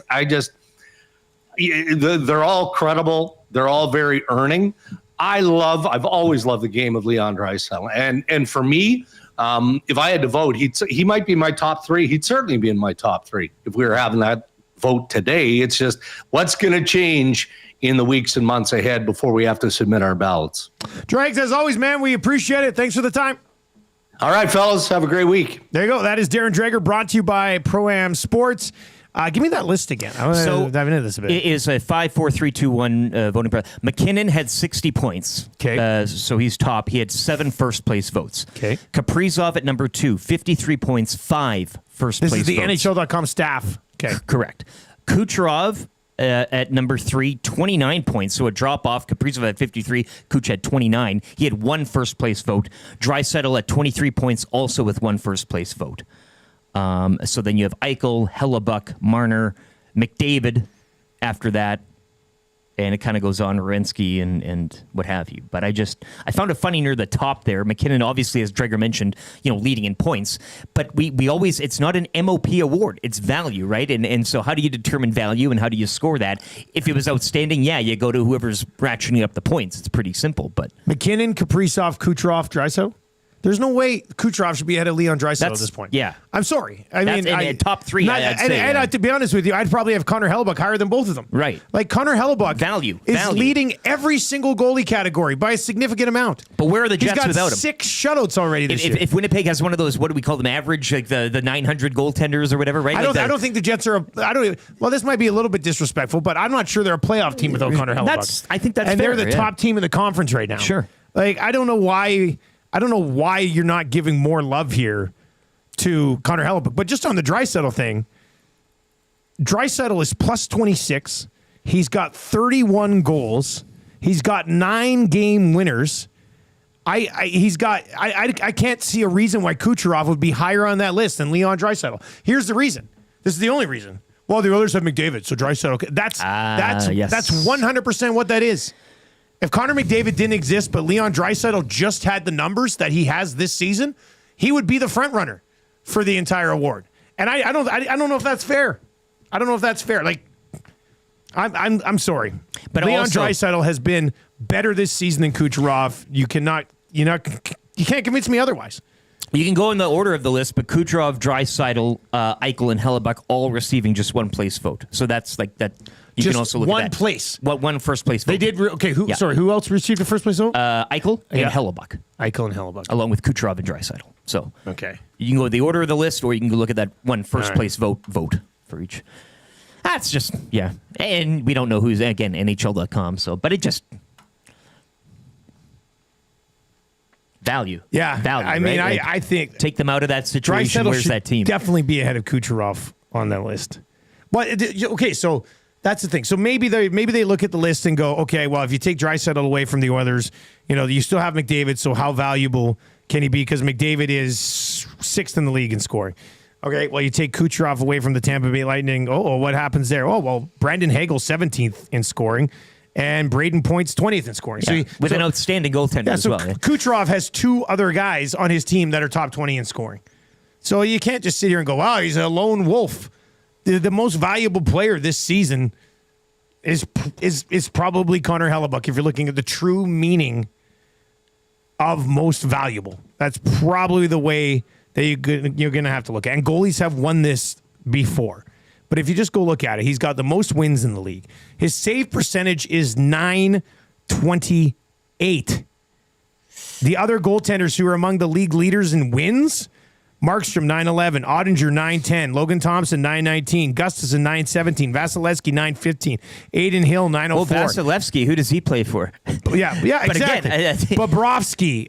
so why can't you have that McDavid factor in with that as well? Yeah. Hellebuyck's rolling a 928. He's got a 2.02 goals against average, and he's got 6 shutouts on the year. And again, take him off of that Jets team. And as you said, no offense to that lineup, but there isn't that other guy that you can say, oh, he'll carry them. Again, you can go to the McDavid example for Kucherov with having Vasilevsky in your goal as well. He was up there with the numbers you just read. So Hellebuyck's faced more shots than anybody in the National Hockey League as well. So it's not like, oh, smaller sample size. No, he's faced the most shots in the league, and he still has all of the best stats. So, bad list. I'm sorry, bad list. Speaking of lists, Erica Kirkman has a list of threats to the Oilers in the nasty chat as well. What? She seems to be she's already getting ahead of yours here. So I wonder if Wait a second, any of those, are you trying she's to pipping your list? Are you eating my cookies? You're eating my cookies, Erica? It's just a Stuart Skinner joke. Yeah. Oh boy, I didn't want to. Oh boy. Anyway, bad list. Yeah. Sometimes you have to say that. But you don't mind McKinnon where he is. You don't mind Kaprizov where he is. But Draisaitl in that top 3. Right? And definitely in the top 3. Yeah. But Hellebuyck should be right there with those 3 guys. Yeah.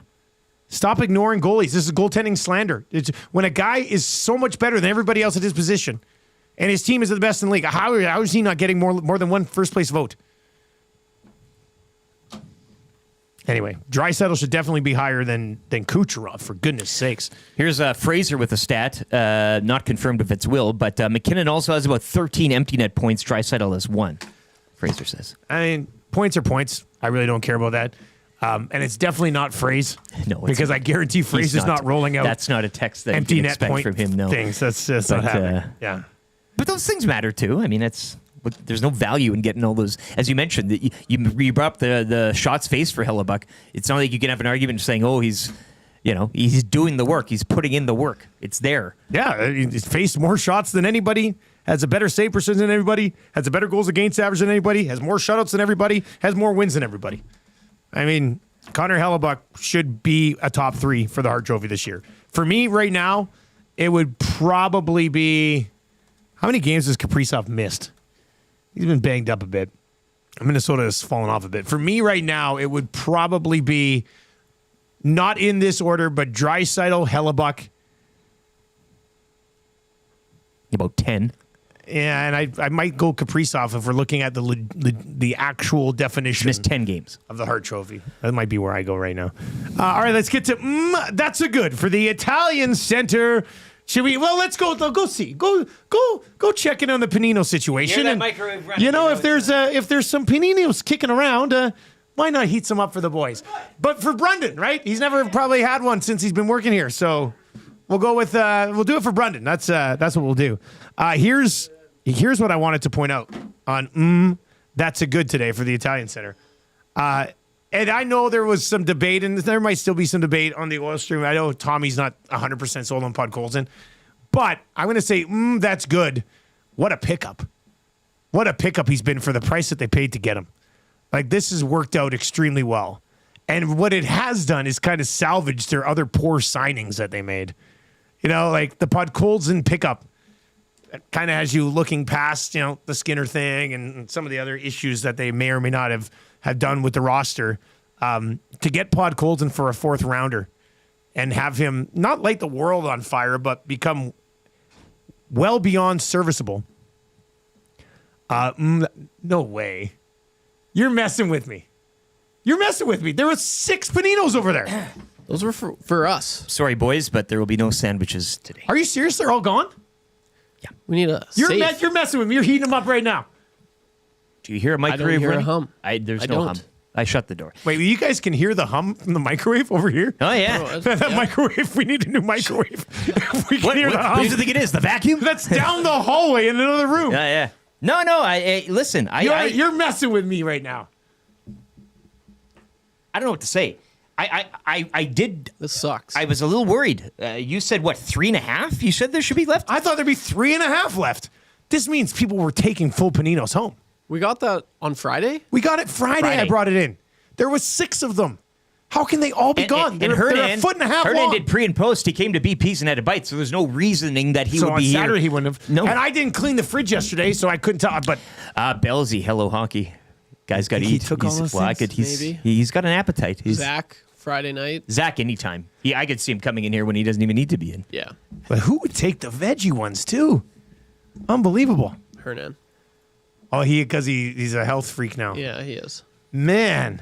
Well, that sucks. That's not good. That's a bummer. That's the segment today. Youch. I mean, this just goes to show how good those paninos are. That's We what put it 6 of them in the fridge on Friday and they're gone. Yeah. Hell, the one that my wife bought me last week is already gone as well. I didn't even have a Yeah, bite. but that's one for you. You didn't even have a bite? No. She ate it?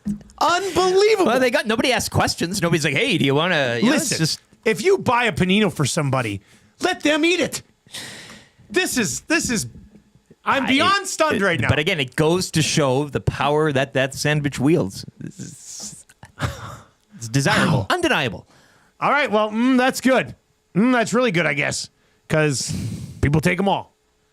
Do you think it was our staff? Or do you think somebody else got in that? It's a shared kitchen. Jimbo Bell was in Cranbrook, wasn't him. That's right. I wasn't trying. I was just naming. Well, then where the hell did all these paninos go? Oh, Brendan, did you steal these paninos? I was going to say, is it in the room with this one? I think it was Brendan. Awfully quiet over there. That's it. Your practicum's over. Go back. What happened? Well, I ate a lot of sandwiches. They falsely accused me of eating all the paninos and took away the practicum. God. Yeah. Bones, how many did Brendan eat? Well, now I'm curious of who did take them. Trev. I really just hope they confess. I don't like this. Oh, we don't need a controversy. We don't need a panino controversy. Yeah, like it just I want to a text within the next 15 minutes. I did it. Yeah, boys, if you're listening, that's the least they could do. It's okay Those if were you ours. did.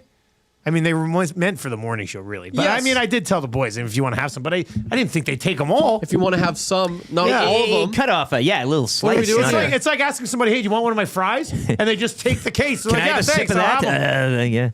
have 'em." Unbelievable. But believable, given the deliciousness of said sandwiches, right? They are delicious. I mean, they're delicious. I can't blame somebody Jill for in it. the Nasty Chat, they don't last forever. Eat them. I think They would have lasted till this morning. Well, I know they would have lasted till this morning. All right, let's build a little EST parlay with CoolBet. Then Mike Tanier is going to join us after the update, and we'll get to the fan zone for fans first coming up as well. Let's see here. Actually, little rubbing off. No, and the Tales of the player North, totals aren't up yet, so we'll Okay. save that for the lock shop. Oh, Vikings, let's Rams slide tonight. over. Yeah, Let's slide over Vikings Rams. Love let's, it. Let's do a unanimous anytime touchdown score. Should have spun the wheel tonight. Okay, It is Monday night. No, we should have. It was just one game. We definitely should have spun the wheel here. Probably a better chance than us. All right, so Kyron Williams minus 137, Justin Jefferson minus 120, Puka Nacua plus 1. I think that's the pick. Puka Let's Nacua. go. Yeah. Yeah, let's go Puka Nacua. That'll be our anytime touchdown scorer tonight for the Monday nighter, the final game of what has been a lackluster wild card weekend. Go Rams. With the exception of the Cardinals and Commanders, or the Bucks and Commanders last night. Puka Nacua, anytime touchdown score, plus 110. I will have an EST parlay for the Oilers and Kings tonight on the lock shop today at 11 o'clock. So make sure you're watching our socials and everything for that so you can hop in on that one. I think I might be betting the under on a parlay tonight. Gross. Ugh. What's the what are we looking at here? It's 47.5. Yeah. No. I'm talking hockey. Yeah. I don't know what I'd probably stand away from the total on this Rams-Vikings game. Puka Nacua to score a touchdown, plus 110. We'll celebrate together tomorrow. but the Paninos. I mean, who takes I them? was going to celebrate with some fresh Paninos, but... All right, if you've not yet signed up for an account at CoolBet, go to coolbet.com. Use the code LOCKSHOP when you do, and you'll get a 100% deposit bonus on your initial deposit up to $200. Puka Nakua plus 110. Let's go, Matt Stafford. Find that guy. Let's get to an update. Park Mazda. We got Mike Tanier for Pro-Am Sports on the other side, and the Fan Zone still to come at 7:45.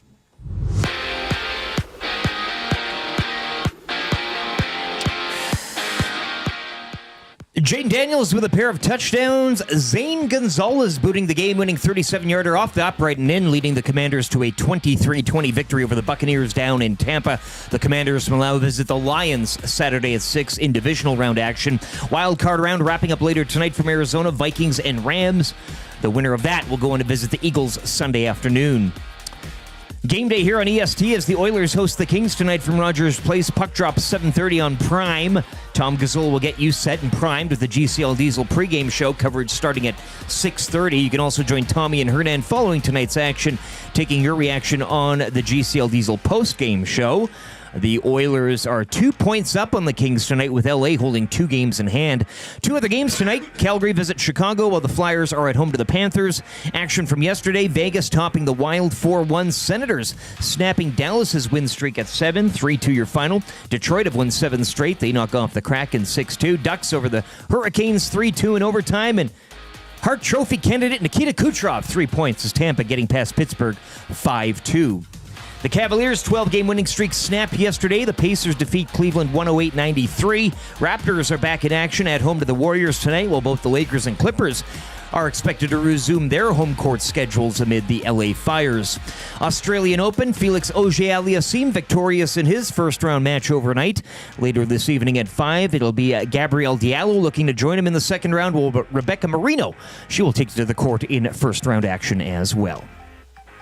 Sports Update brought to you by the great staff at Park Mazda and dealer principal Mitch Lewicki. He ate the Paninos.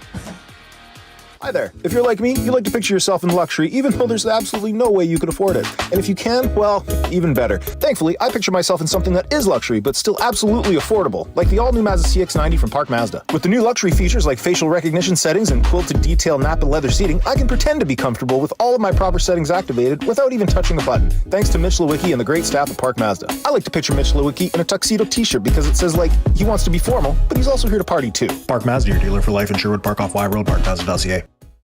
Sandwiches, how about you? It's Fred. Sandwiches are beautiful, sandwiches are fine.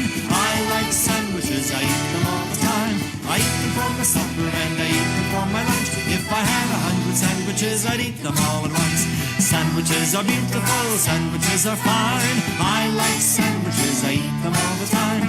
I eat them for my supper and I eat them for my lunch. If I had 100 sandwiches, I'd eat them all at once. If I had 100 sandwiches, I'd eat them all at once. Well, there it is. Fred Penner took the sandwiches.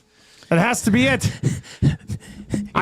You should have known it was him all along. He's got a song about it. He basically confesses in a song. Well, and also, I mean, he made the CFL tour this summer, both in BC and in Winnipeg. And in Winnipeg, he had his own custom sandwich, and it was bigger than a Panino. And you were pictured eating that large sandwich as well. It's all coming together now. I don't know how. I think Fred Penner came to our offices, somehow broke in and stole all those Panino sandwiches we had. Man, can you imagine you were here last night at 1:30 and you find Fred Penner in the kitchen eating Panino sandwiches? Who's taking these sandwiches? Turned around, it's Fred Penner. And he's shocked to see you in a French maid outfit.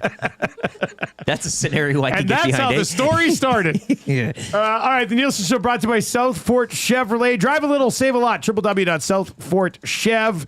And right now they've got a 2025 Silverado 1500 custom crew. Payments as low as $150 bi-weekly. Absolute steal of a deal that you are going to want to get your hands on for sure. www.southfortchev. Text us anytime. Oh, man, somebody's referred to them as the Panino Bandit. I like that. Yeah, the Panino Bandit. That's really good. We should put up wanted signs around the building. Even downstairs by the Banya. That's a good one. All right. You can text us anytime, 780-218-9999. I will say, too, it is a communal kitchen. Yeah. We're not... But in a communal kitchen doesn't mean just take whatever else is in there. It shouldn't, but everybody has that problem at work. There's always that one guy who goes into labeled food and... Brutal. All right. Let's get to Mike Tanier right now. brought to you by Pro-Am Sports, your locally owned sports memorabilia and apparel specialist. Get ready for the playoffs with NFL headwear, apparel, and jerseys in stock now. Located in Edmonton, the corner of St. Albert Trail and 128th Ave, or online at proamsports.ca. I'm sure there'll be a bunch of people today returning their Chargers jerseys to Pro-Am. Let's bring in Mike Tanier. Mike, I mean, those fans could have put on the jersey and also thrown 4 interceptions, I guess. It's amazing to hear the conversation around Justin Herbert turn a little bit. And all I have to say is, welcome to the Justin Herbert Skeptic Society. I have been running it for the past 3 years, and, I just get to sit on my priors right now and drink tea and be like, yeah. I mean, the 4 interceptions were a bit much. He is a very good quarterback, but the hailing of the second coming, I guess, has to wait for another year. You gotta have a little bit of success in the playoffs to get to that level, don't you? Of praise. Yeah. 5 years now, he's gone to the playoffs twice, laid an absolute egg in this one. In the previous playoff game, they got up to a hot start and then couldn't help when Trevor Lawrence, the Jaguars, came back at them. So you lost a game to the Jaguars. You lost a playoff game to a Texans team that everybody looked at and said, that's the vulnerable one. That's the one that's going to go. Again, it's not all on Herbert, but why do we catapult him into this conversation with Joe Burrow? Why do we put him in that pantheon when he hasn't done anything remotely to deserve it yet? Mike, I want to get your thoughts, too, as we just dance around what was Wildcard weekend, as one of our listeners suggested this morning, mild card weekend. But the Eagles... Oh, man. I'm Take jealous. It for a walk, yeah. I want to get the Eagles-Packers as well. It just seemed to me...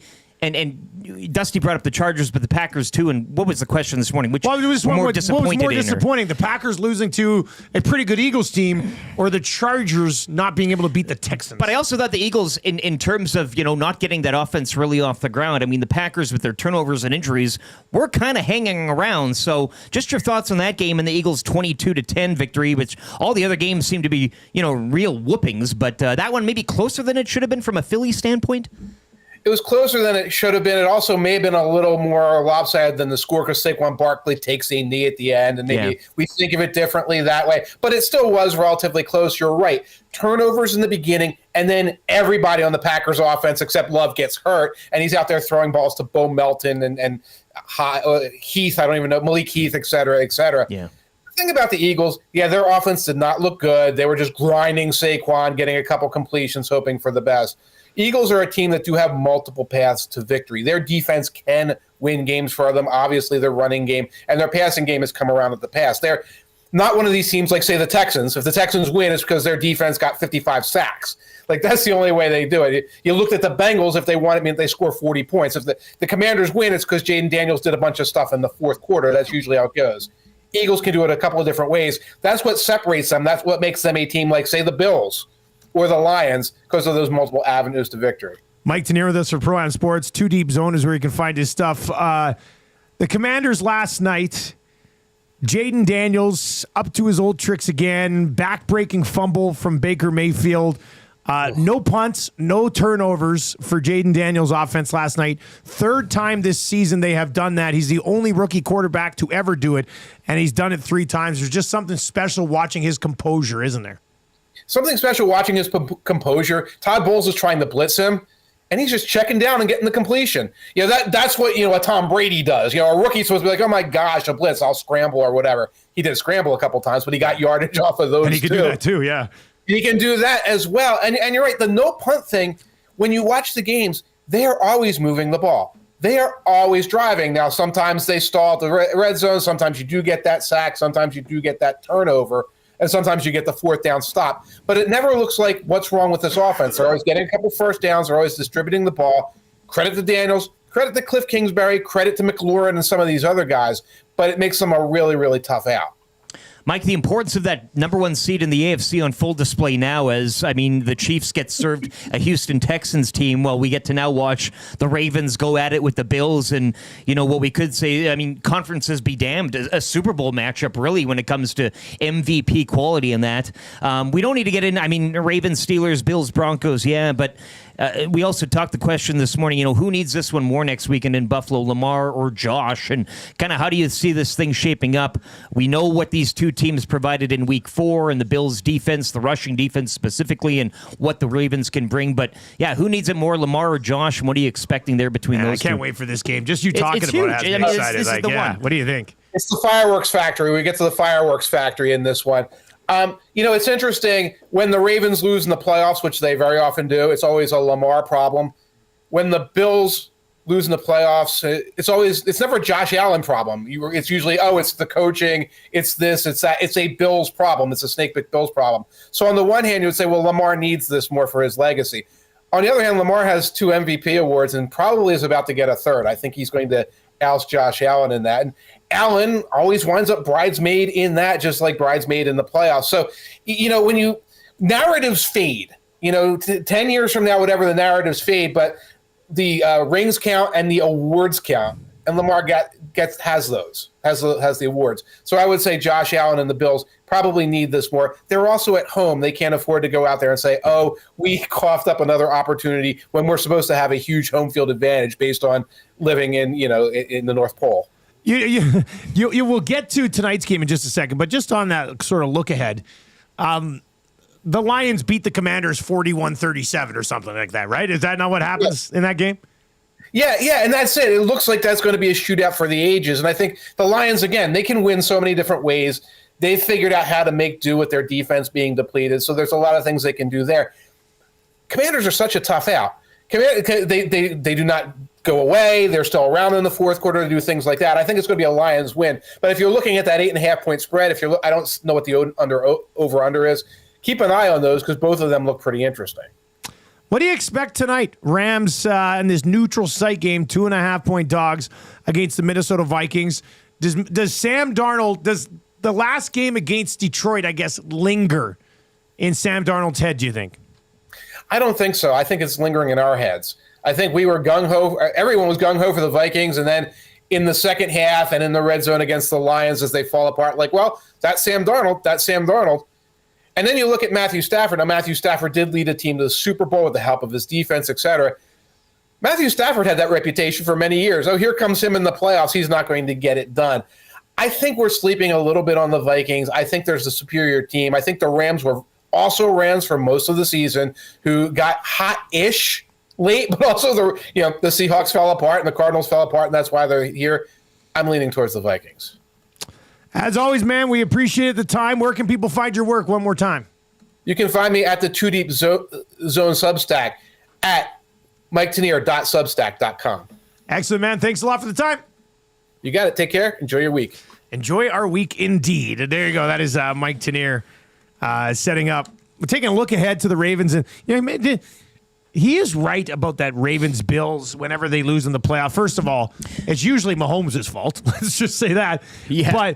But it seems like Lamar does take a little bit more heat from Josh Allen. But as a Bills fan, is that accurate? I think it is, and he wasn't just saying that because it was a lazy narrative. I think you can point at a few coaching decisions of years past when they have fallen out. Like it not to say that Josh Allen has played lights out, but I don't think he's contributed directly to them losing. It always has been a little of this, a little of that, a little of something else. So that's why, again, the run defense, I could see Josh Allen having a pretty good day, but then not being able to stop Lamar and co. or something like that. So yeah, it's interesting. When he was saying that wasn't just a lazy narrative thing, it was actually that is how it is. And when it comes to Lamar, there have been games where he just hasn't really showed up in the playoffs. So I mean, it's the meme. It's the guy eating his food in that takeout place, and people behind him are fighting, and that's the Chiefs. I think Hustler reposted that one. Yeah. The guy's eating there. He's got his earpiece in. He's just eating his food.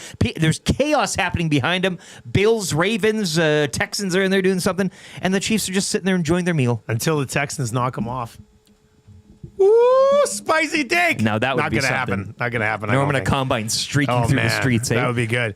All right, so somebody took and ate all of our paninos, but Morinville Dairy Queen has saved the day. Redeeming. Bring those over here, boys. That's good. There we go.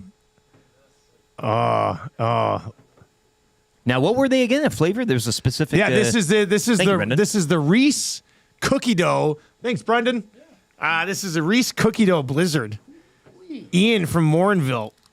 dropped these off for us this morning. And you know what? We're celebrating today. Connor McDavid's birthday. Yeah, 28 years young. Connor McDavid turns 21. As just tweeted, or 28, sorry. As just tweeted, I got ice cream on my new laptop. Huh. I might need a napkin. Now you got some on your I pants. got it on my pants. You are leaking good over there. I blame the bear. And you just cleaned the I studio, blame 100.3 the bear. I just cleaned the studio. I blame the bear. Thanks, Brendan. All right, so it's Connor McDavid's 28th birthday. Jersey now retired in Erie. We have a song for that. What, the Jersey retirement song? The birthday song. Oh, the birthday song. Yeah, I was like, what? Yeah, you had a good time in Erie, it looked like. Hey, reading the lineup. Yeah, so anyway, Stoff, huge fan of Edmonton Sports Talk, wishes he thought to do this his own years ago. Gretzky, 1,773 points at the age of 28. Mario Lemieux, 1,174 points at the age of 28. Tied with Steve Yzerman for third most points by the age of 28. Connor McDavid with 1,040 points. So he's only behind Mario and Wayne, which is a very good list to be a part of. So let's try this new Blizzard in honor of Connor McDavid's 28th birthday. You know what's interesting is that he's sitting there tied with number 3 with Steve Yzerman. It also took Steve Yzerman quite some time to win a Stanley Cup. Maybe that's the path that Connor's on. As he takes a bite, I love it. You know who would love this? Well, my wife and I. Yeah. Because she always gets the Reese's. I always get the cookie dough. Oh, it's a match made in heaven. And this is a merge of both of them. You married them together. And we can just share this. Welded. Except my wife has this thing where she doesn't share dairy. What? Yeah. Doesn't share dairy? What do you mean? Why? I don't know. What? Why dairy? Like if I'm having an ice cream cone, she won't take a lick of it. What about like an ice cream sandwich, like a bite? No. She doesn't share dairy. A spoonful of cottage cheese. No, nothing. A cheese string. Not even with the kids. Doesn't share dairy. No. Is that weird? Something must have Trev, happened. do you share dairy?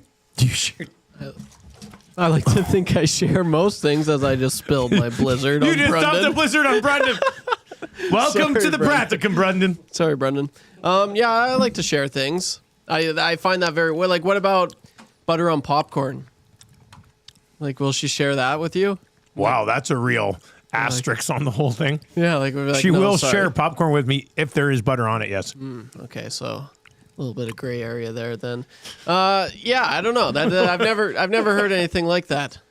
Not sharing dairy. That is a great gray area call. Yeah. Does she share butter on popcorn? Oh, gray area there. Did you guys do something when you almost spilt that thing? I think the power came out on my monitor over here. I don't It believe. happened at the same time. Okay, well, I will look into that. Yeah, then. whatever. We'll figure it out later. It's not the end of the world. Sorry. But now, if you're watching on YouTube, hammer the thumbs up. I won't see it because my YouTube window's down. But I'd like to turn it back on and see us changing 200. That'd be great. So if you're watching By on the YouTube, time you get it on, hammer the thumbs, hammer the thumbs up for for the us. guy here. No, in fact, my monitor won't come back on until we get to 200 likes. So we'll get that sorted out. Well, how about that? All right, these are pretty good, actually. They're great. Yeah, I think if you like either of the Blizzards on their own, I think you'll also like this one. Well, and quite a redemption story from the lack of paninos as well. Like it's just Ian Morinville.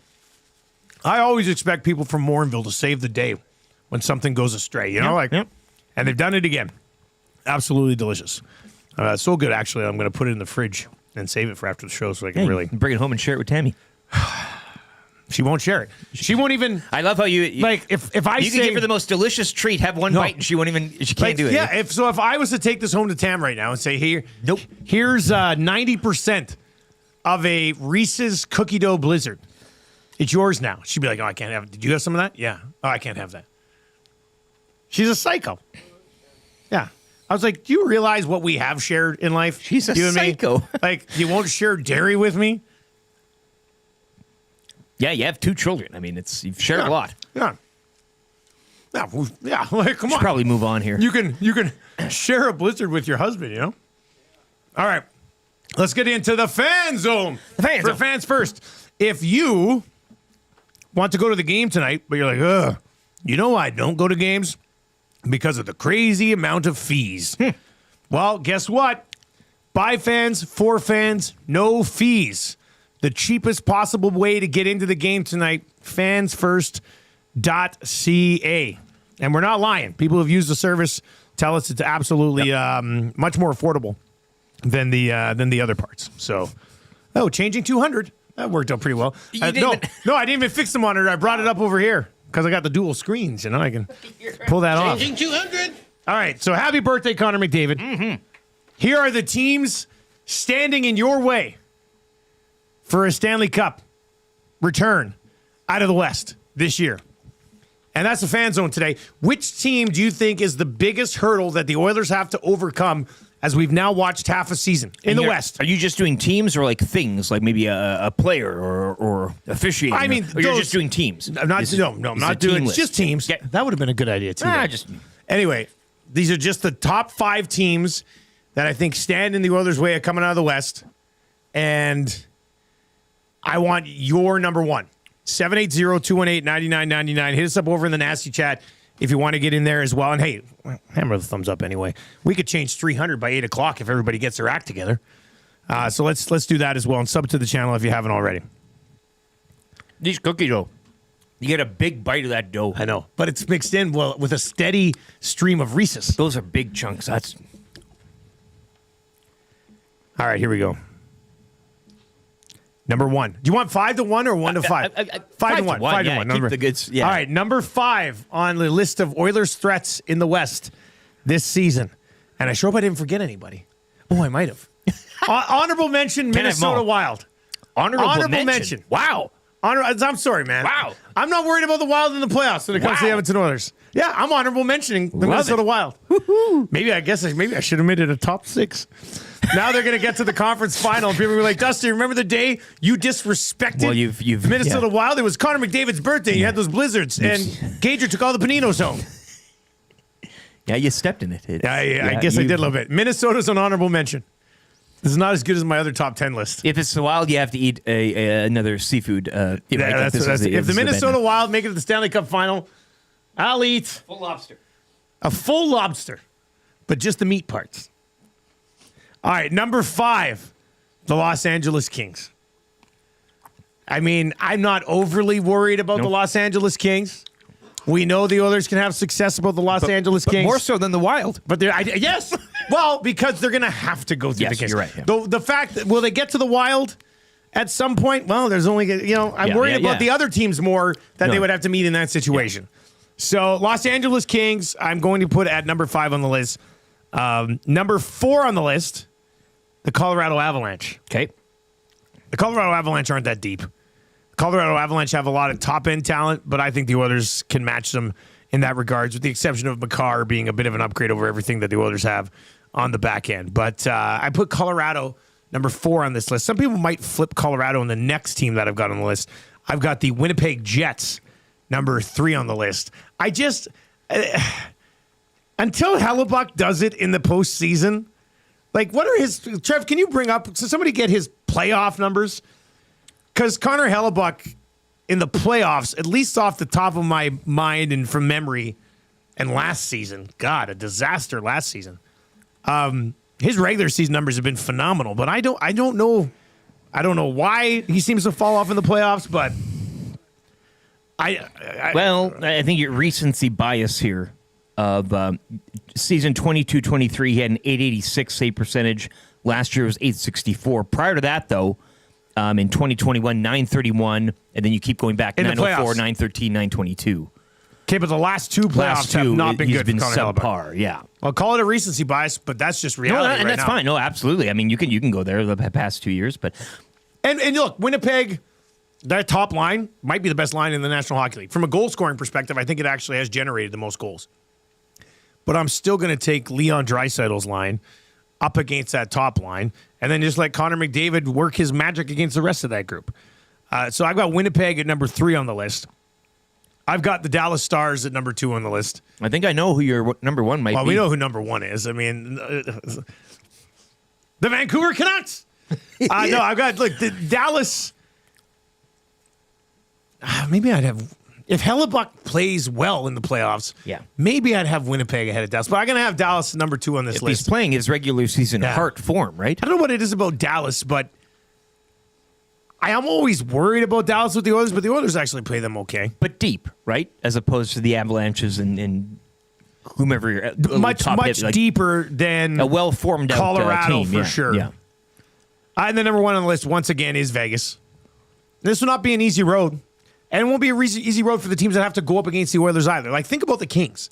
If you're the Los Angeles Kings and you have some sort of dream of making it to the Stanley Cup final, you're going to have to go through the Oilers, Vegas, one or the other, in whichever order it is.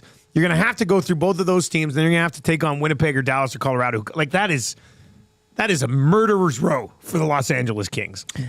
And I, even from an Oilers point of view, don't like playing the Kings, as I've said, and Darren kind of echoed it. They are built to beat the Oilers. Like, their game and how they play is to shut down the Edmonton Oilers pretty much. So they've had multiple cracks at it. They're plucky.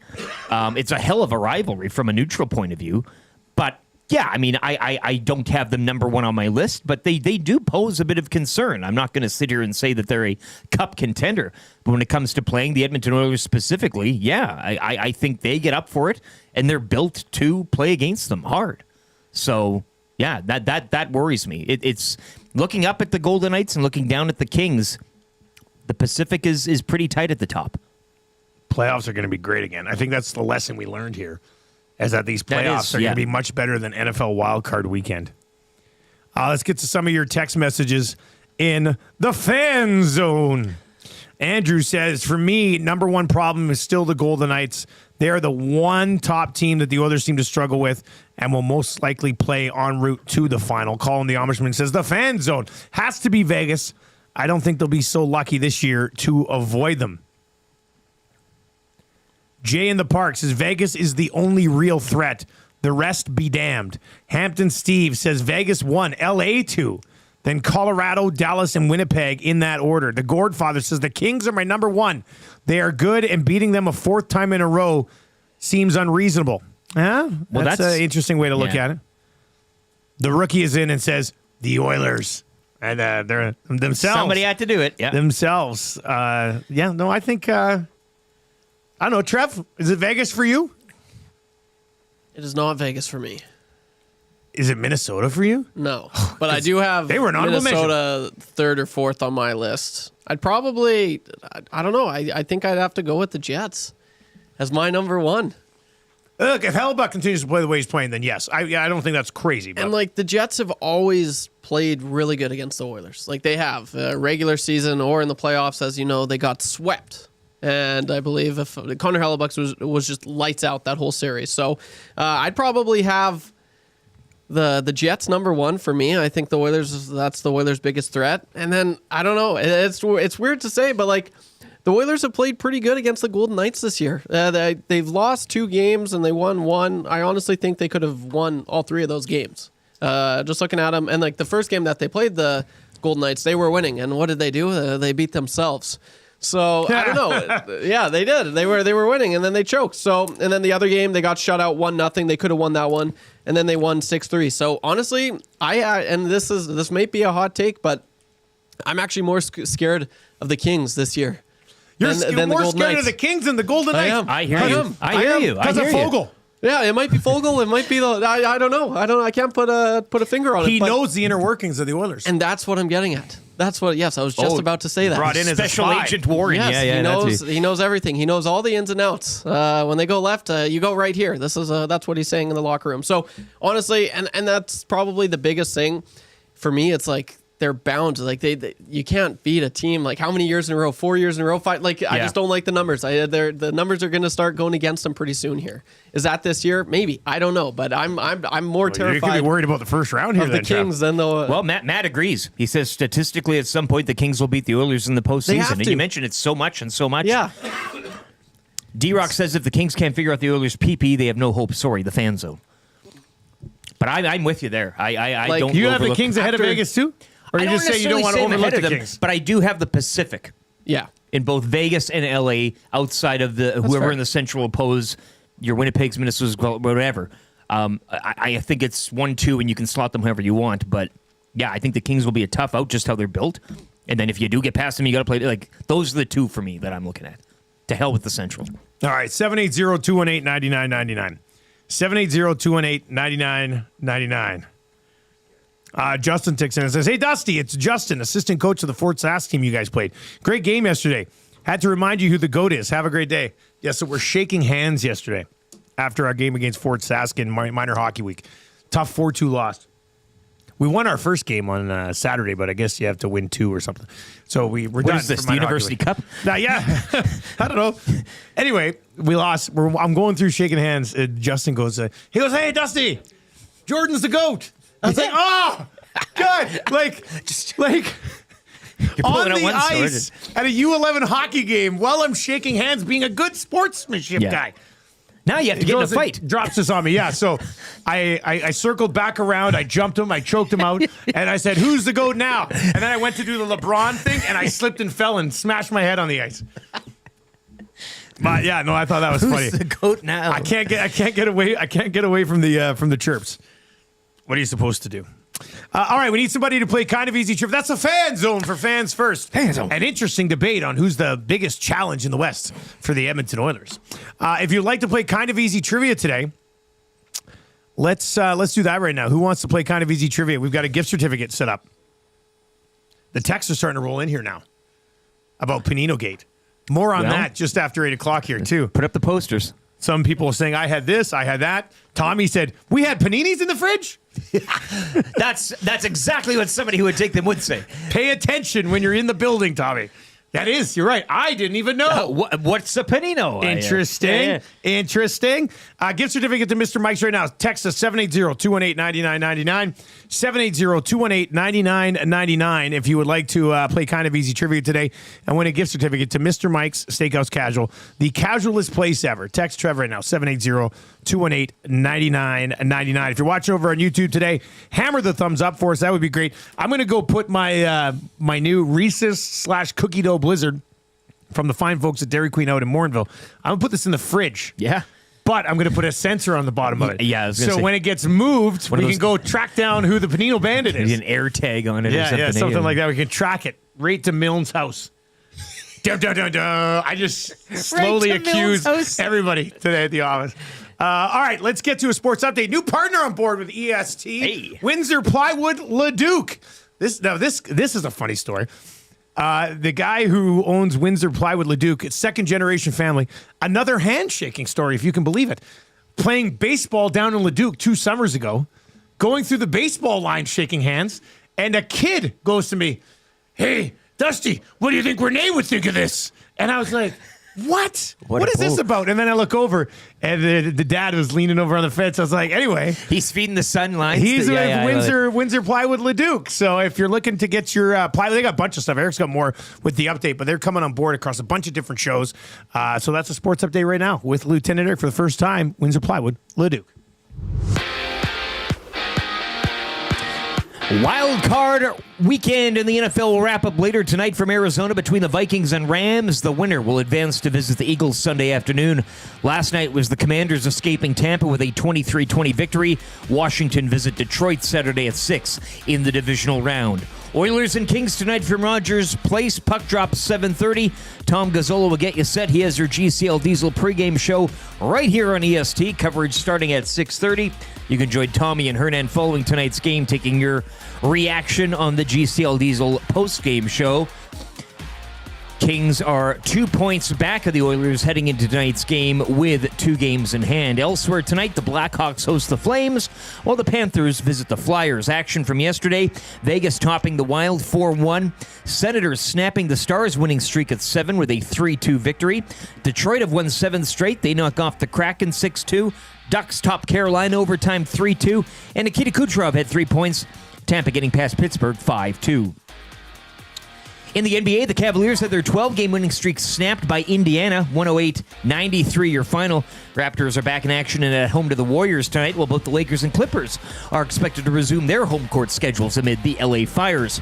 Australian Open action, Felix Auger-Aliassime victorious in his first-round match overnight.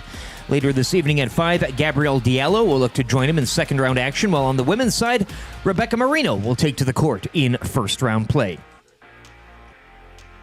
Sports update brought to you by Windsor Plywood Leduc, locally owned and operated, serving Leduc and the surrounding area since 1993. Doors, flooring, baseboards, and of course plywood. Go see the knowledgeable staff at Windsor Plywood Leduc.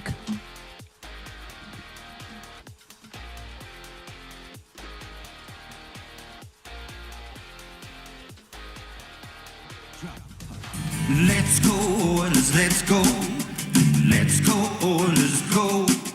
I hear the Oilers coming, boarding on the plane, off to the United States to play Canada's favorite game.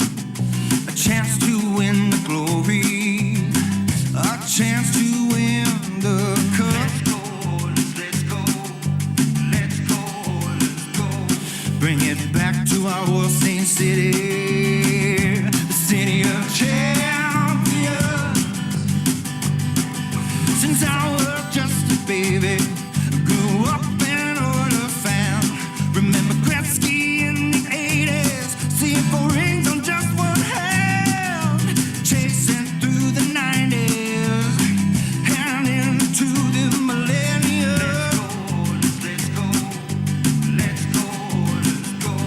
Watch us shooting past kicks and Florida. I said, put those Panthers down. Let's go, First Kings, Canucks, and the Dallas Stars, all who tried but failed. We got Skinner, rock solid between the pipes, and David, our holy grail. Ekholm on the back end, and don't forget the Bouchard ball.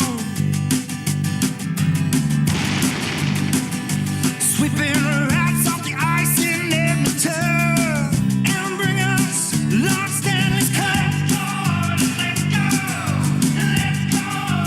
Come on. I mean, God, if they could have finished, eh? That's such a good song. It just sucked that they lost Game 7. But what an incredible comeback it would have been. 8:07 on the Nielson Show, brought to you by South Fort Chevrolet. Drive a little, save a lot at South Fort Chev. They got the 2025 tracks on right now, 148 bi-weekly, and they've got a ton of them in stock. www.southfortchev.com. You can text us anytime in the Paris Jewelers inbox. 22 stores in 4 provinces. Stores in Edmonton and the surrounding area, West Edmonton Mall, Kingsway, Londonderry, Sherwood Park Mall, and St. Albert Center. Online at parisjewelers.com, of course, and they've got the flexible payment options. Do not pay for 1 year. One of your text messages will end up winning Text of the Day, and that'll get you a gift certificate to A&W, where it is a game day today at A&W, which means you can get a Mama Burger and fries for just $5. Such a good deal that you can afford to add that piece of cheese on there as well and kind of up it for yourself. Mix it up. You might as well, right? Yeah, treat yourself. It's Connor McDavid's birthday. Yeah. Yeah, why wouldn't you? 780-218-9999. Love this. Big Dave, creator of CFL Tampering Window, says Windsor Plywood in Leduc is awesome. Nisku Glass buys our lumber there, and the staff is amazing to deal with. Wait a minute. You mean the pain? Wait a second. Did this wood on the CFL Tampering Window come from Windsor Plywood Leduc? I love it. Now I've seen everything. A team effort. Now I've seen everything. The Fajardo and Trey Ford of your glass and wood, right? Working together. Oh, that's good. That's awesome. Yeah, welcome aboard, Windsor Plywood Leduc. Love having you. And if you're looking for the best bang for your advertising buck, I'm telling you won't find it any better than what we're doing here. Business at EdmontonSportsTalk.com. That's business at EdmontonSportsTalk.com. All right, here's the third hour of the show for you. Ryan Rishaug is going to be by. I got my monitor working again. Turns out it was unplugged ever so slightly. Mr. Hammond, the monitors are working. The monitors are working. I see we're not at 300 thumbs up yet. Disappointing. Well, Mr. Hammond, the thumbs aren't working. Turn it off. Hammer the thumbs up for us. Let's change 300 here right away because we do have a good third hour. Kind of easy trivia. 3 questions too many. That hurts for James H. Brown.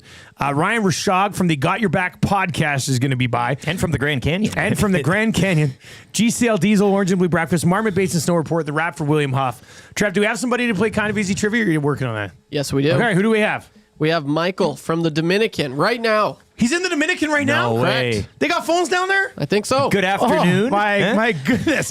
Michael from the Dominican is going to play today. Needs to get 3 of the 5 questions correct to get that gift certificate to Mr. Mike's Steakhouse Casual, the casualest place ever. And their next big promotion starts on January 28th. And this is exciting to me. Ready to stake your claim? Head to Mr. Mike's for a 2-course steak dinner for just $39.99. 2-course. Starting January 28th. So start planning your schedule here. All right, let's go to Michael. Michael, how's the Dominican? Hola, senor. It is beautiful, man. Beautiful. Hola, senor. God, I love it. All right, we'll start the ticker after I read the first question. Okay, you need 3 out of 5. Good luck. Thank you. All right, here we go. Who did the Oilers beat on Saturday? They beat the, oh, dear goodness. They beat the Blackhawks. Who do the Oilers play tonight? Kings. Name one forward on the Kings. Toffoli. What position does Jaden Daniels play? Quarterback. Name one NFL team that had a bye this weekend. Your Detroit Lions. Boom! Got it! Yeah. Love it! No! My God. Damn it, Shake, stop it! They are going to remember that AM radio is a viable and modern source for news and entertainment. Totally. People don't listen to AM like they used to. Seems like it's more about FM and color TV. That's stupid. It sure is, Kevin. I'm stoked. You stoked? I'm stoked. Just so stoked. You cannot come to my house. No, not today. Cannot come to my house. No, not today. Doom. Michael in the Dominican getting that gift certificate to Mr. Mike's Steakhouse Casual. Well done, sir. That was nice. I guess to go to a Mr. Mike's down in the Dominican, eh? Yeah, why not? They're popping up all over the place. Exactly. I think we got more Mr. Mike's coming to the local area here this year, 2025. Okay. More details on that as soon as they tell me to. All right, so let's just bring everybody up to speed on this Panino thing for a second. I feel so bad. Brundon, his first day in here on the morning show, he's been accused of stealing Paninos. Yeah. Almost has a blizzard dumped on him.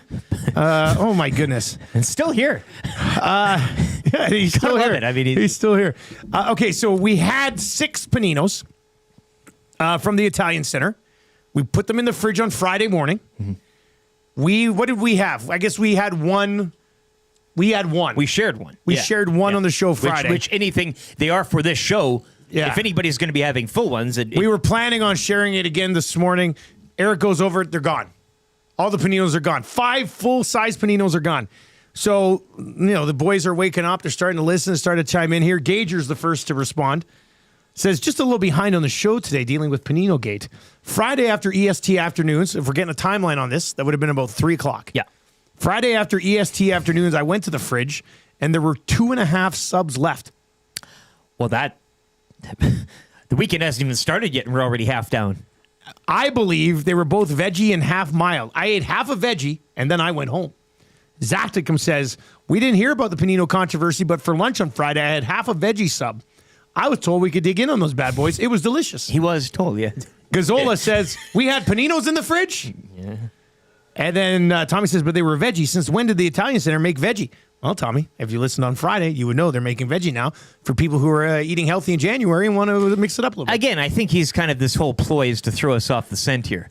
What? They make sandwiches now? What's going on? Okay, but here's the thing. So when we finished our show, there were 5 left. Gager said when he went in there after his show at 3, there was 2.5 left, which means 2.5 got eaten between the end of our show and the end of Gager's show. What happened there? Trev?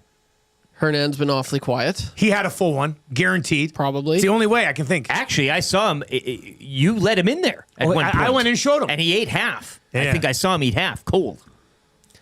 Did Reed have a full one? I don't think Reed's going to sit down and... I don't think Reed's going to sit down and eat a full Panino for lunch. Him and Glue Guy split it. There's still half missing. And then Maddie had half. Maddie's been... Maddie's a half guy for sure. Maddie's a definitely. half veg guy. And then Gager had the other half veg. There would have been 2 left. And then there's another one went missing over the weekend. It's got to be Hernan. Again on the weekend. Has to be Hernan. You think he took one home on Saturday after pre-post? I do. So Hernan took 2 full Paninos out of a 6 Italian. Panino haul? After having a chicken sandwich at BP's, too. He does frequent there often. And we hired this guy? Yeah. Unbelievable. Hey, Elks, you can have him back. He loves a good sandwich. He does love a good... it's Hernan. Box Pounders in and says, Panino. More like Panini, yes. I mean, that's not bad. I mean, I would have put you somewhat in the mixer text of the day. Rip City Step. Majot ate 2. Majot would never do that. Majot, mind you. Slink sitting out on the hangout, eh? I have respect. I have respect for him now. Hell of a play. All right, we got an EST Super Boost online over at Coolbet. Was plus 169. It's plus 228 now. Pete Greggy over in the Nasty Chat on YouTube. That is an Oilers win and a Kyron Williams touchdown, I do believe. So if you want to hop in on that, go to coolbet.com. That should be up on the combo cards at the top of the page. All right, let's get into 3 questions too many today. Oilers and Kings tonight. She's a big one. Mr. Grinch. I have to do that every time I say it in that. We do it around the house all the time. When I always say something like, oh, it's a slush. Yesterday, we're walking out of the rink, and I was walking on, and I said, oh, it's a slushy one. And Marshall goes, Mr. Grinch. It's just, I don't know, it's just something anything you say. Anything we say that ends in one. Oh. Because you're a mean one. So it's just a running bit, so I can't not say it. You're getting in one. You're Mr. getting Grinch. in one, Mr. Grinch. Sometimes. Hey. All right. 3 questions too many. Yes. Do you have a liner for the segment today? I do. 3 questions too many, brought to you by the great staff at Park Mazda and dealer principal Mitch Lewicki, where they would like to wish Connor McDavid a happy 28th birthday, and lead singer of Whale and the Wolf, Ryan Meyer, a happy 37th. Park Mazda, your dealer for life. Oh, Ryan Meyer. It's your birthday today. What does that mean? I guess I'll have to explain that 37 years ago on this day. Listen, Sharon. It was the first time your parents saw your beautiful face. So is that why he was out on Saturday having some birthday beers?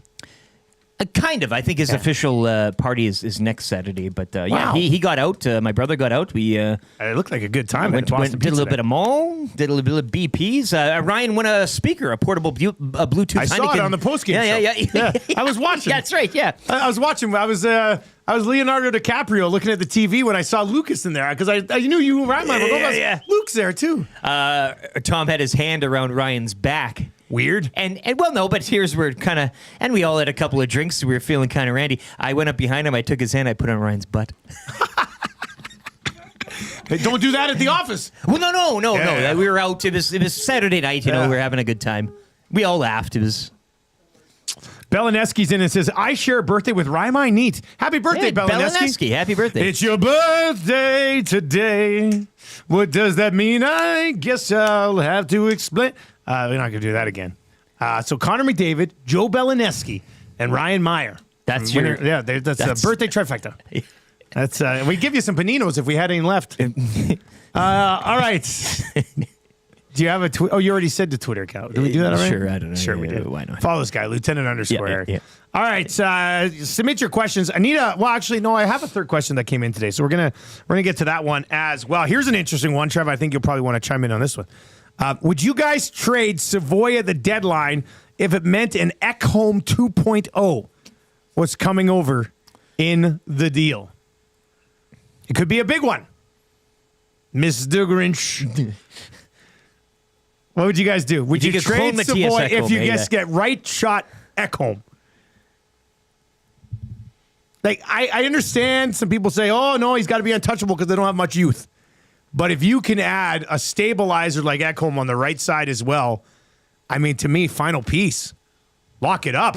I feel like I don't think I've said it before, so I can't go back on my words now. No future assets are untouchable in a cup window. No, you got to go get it. Leave the cupboard bare, hey? Yeah. Trev, what do you think? Unless Savoy isn't in your cupboard. No, this one's tough. You know what? I think you gotta. You have to. If you're getting you're not moving him, but it has to be there has to be term there as well. Preferably a right shot. You're not moving him for a rental. This is not Kesselring for Bugstad. No. That's if all those apply, then I'm doing this for sure. It's just tough though, because I'm big on Savoy. He had a slow start in Bakersfield, but as of late, he's put up some really good numbers, and apparently his defensive game is just off the charts right now. He's doing a lot of really good things on the farm, so it's a good player. I really do think the Oilers have an up and coming stud. But, you got to win now. And if you get a really good return. And I don't even know if that guy's available. But there wasn't a lot of people talking about Ekholm when they pulled him in either. Remember? True. Yeah, no one was talking. So very surprising. That kind of came out of nowhere. Maybe there's another deal out there for an Ekholm 2.0 on the right side. And if there is, I think you just have to pay that price. And I know there's some people being like, well, what do you do in 3-4 years when Well, in 3-4 years, you still have Connor McDavid and Leon Draisaitl, and you're still in a cup window. I mean, you're still going to keep trading future assets to give these guys the best possible chance. And then, in 10 years, when those guys get set to retire or go somewhere else for 2 years at the end of their career, well, then you're going to be in scramble mode, and there's going to be some dark days. But this just in. We went through some dark days here, and they've led to some pretty good times. So it's not a full-blown Western Hockey League cycle as quickly as that, but, Nope. Yep, you got to pull the trigger on that one for sure. I think you probably have to as well. You can't just be like, oh, they're all in. Well, not for that guy, though. It's tough. That would be a tough piece to move, but you'd be getting something of significance back, I would think. Brett Litke says no, because they didn't have to give up a prospect nearly as good as Savoy to get Ekholm.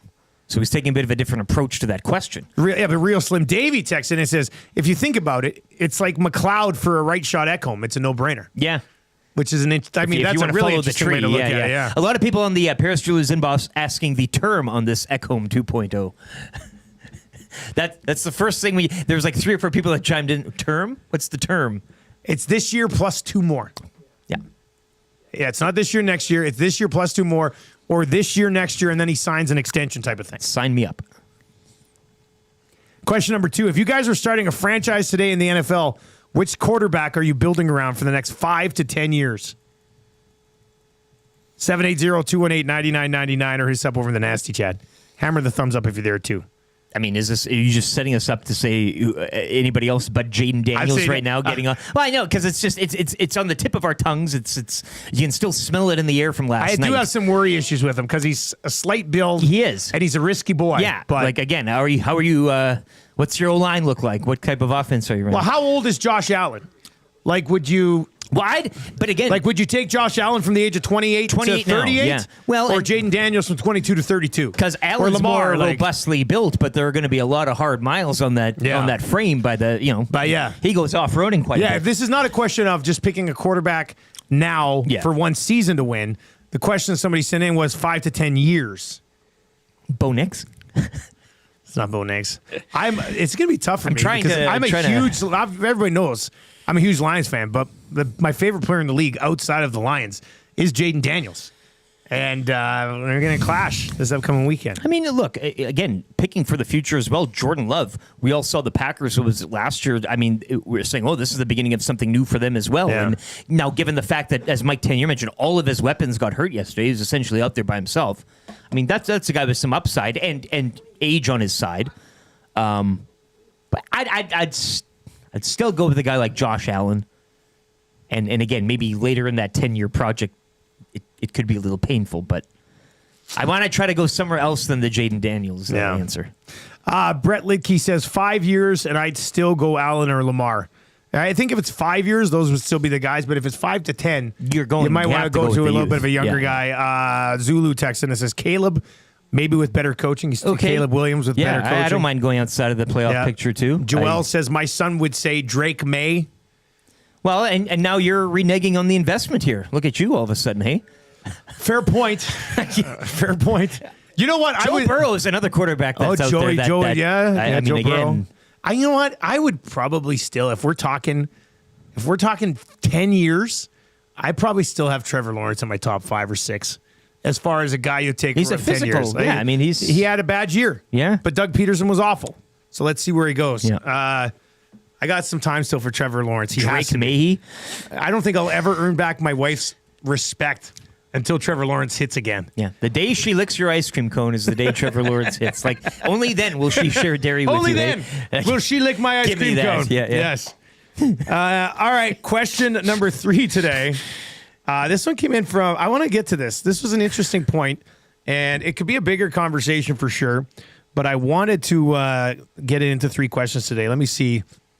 Yeah, Johnny the Accountant. Here we go. So I mentioned the Muzz doing her McDavid celly after her hat trick goal in U9. And Johnny the Accountant texts in and says, guys, you mentioned a celly today. Not saying anything about the kids, but I think minor hockey is doing a big disservice to kids by allowing all these celebrations after goals. I think it's poor sportsmanship. It's not the NFL or WWE. Kids need to learn teamwork, respect, and fundamentals, not how to run their best goal cellies. What are your thoughts on this? So that's the third question from Johnny the Accountant. And I'll say this. Like, in U9, we're not even keeping score. So if we're not keeping score, let the kids have fun and celebrate as much as they want. Now, with that being said, at U11, when we are keeping score, and our teams, we're an okay team. Like, we win games, we lose games. We usually don't crush anybody, but we did have one game this year that we won like 11-0. And after like the 5th or 6th goal, as coaches, we said to the kids, like, just come back to the bench and do a quick little flyby if you want, because they love that. But we don't need to be doing crazy sellies when we're up by 6. So I think it's on coaches to tell them the right time and place for that. I don't want to suck the fun out of the game. What if they score a game-winning goal late in the third in a 4-3 hockey game? You're going to want to celebrate a little bit. You're going to be fired up. That's why you're out there playing. And for you, 9, when you're not keeping score, who cares? Let them. The kids don't know if they're losing 16-0. They're just out there having fun. So certainly, if you're not keeping score, yeah. I mean, if you're keeping score, then I can also understand that there's maybe a push and pull with that. And yes, it is on coaches, much like it is on parents to teach kids and give them a boundary and say, hey, this is when you do it, this is when you don't. But I agree with you. If you're not keeping score, I mean, why are you out there? To have fun. So have a little fun. 780-218-9999. RCN says thoughts are let the damn kids sell. Tier 3, 4, 5, 6 kids are just out there for fun. If you're on the score up, I agree. Ease up. But close games, Selly away. Yeah, that's what I think. I think you teach them more about sportsmanship and respect starting at the U11 age. That's when you're keeping score. You're playing full ice. Express yourself, but, teaching the proper boundaries too of that. You can't just celebrate whenever. For anything else, Yeah. I want to face off, 780-218-9999. It's 3 questions too many. Let's get to that hurts right now for James H. Brown. If you've been injured in an accident, go to the heavy hitters. You're wasting your time. If you're going anywhere else, let Trent and the team. I think Trent's going to be hopping on Reed's show this week, so be watching for that. He always comes in spicy. If you've been injured in an accident, go to jameshbrown.com and they will get you what you should be getting. Simple as that. Many of you don't understand the process. This is what they do every single day. jameshbrown.com. Here's what hurts. We haven't really got to it too much. We talked a lot about the NFL today, but the Baker Mayfield fumble. After your defense stops the Commanders on 4th and goal, and you get the ball back, and on the very next play, you fumble the ball on your own 10-yard line. And Baker's had a phenomenal season. I'm a big fan of Baker. You see the mascot with those signs? They were showing all of his stats since 2023. He's leading the league. Yeah, he's had a great year. He's a hell of a run. I was listening to a fantasy football podcast for next year's rankings. Well, maybe there's your question. They got him like number 6 and 7. Didn't even mention him during our 10-year project. Yeah, no, I know, but I mean, I still don't think. I know, but that hurt. It did. Like you're sitting there, you're at home, mind you. I thought the Washington fans were well represented there. It was pretty loud, even when Tampa had the ball. Yes. Afterwards, they're all chanting DC in the common area. Really? Yeah. Wow. It's very DC. Wow. All right. But I think that had to have been the play that hurt the most this weekend because you had all the momentum. Well, the closest game everybody's fired up. Yeah. And he played relatively well-ish. He wasn't lighting the world on fire. He had the big physical run on that touchdown drive at the end of the half that led to the Mike Evans TD. But that was just an absolute backbreaker after you just broken their back. Mm-hmm. And then you break your own back. No, it's a game of momentum, really. In football. That has to hurt. 780-218-9999. 780-218-9999. Colton says, as a U11 coach, it's ridiculous to tell kids they can't selly. Sure, if it's a blowout, you teach them to tone it down, but if you score a big goal, yeah, that's what I said. I said when we were up by 7 goals at one point this season, and we told the kids, let's not be going absolutely bonkers when we go up 8-0. Swing by the bench, fly by with your teammates, and go back to center. But, I mean, for some kids, it would be their first goal. They'd be excited. It's interesting spots to be in, but I don't have a major problem with the sellies anyway. It was an interesting question from Johnny the accountant. All right, so let's get to an update with Lieutenant Eric. Ryan Rishaug from the Got Your Back podcast and TSN. On the other side, we'll get his thoughts on whether or not we'll see Evander Kane at some point, any point, this season. We'll obviously set up the Oilers and the Kings tonight as well. GCL Diesel Orange and Blue Breakfast after Shoggy, the Marmot Basin Snow Report, and the wrap for William Huff still to come. Let's get to the update right now with LT.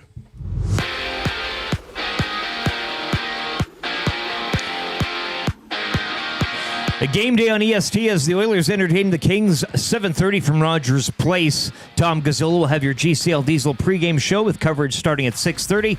You can also join Tom and Hernan following tonight's game, taking your reaction on the GCL Diesel postgame show. The Oilers 2 points up on the Kings heading into tonight with LA holding 2 games in hand. Florida visit Philly while Chicago hosts Calgary in the 2 other games around the NHL tonight. Action yesterday saw Tampa getting past Pittsburgh 5-2.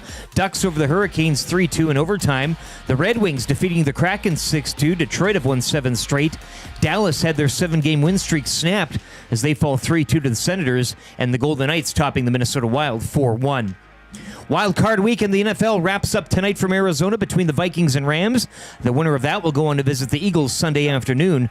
Last night, the Commanders, with a 23-20 victory over the Buccaneers down in Tampa, they'll visit the Lions Saturday at 6 in divisional round action.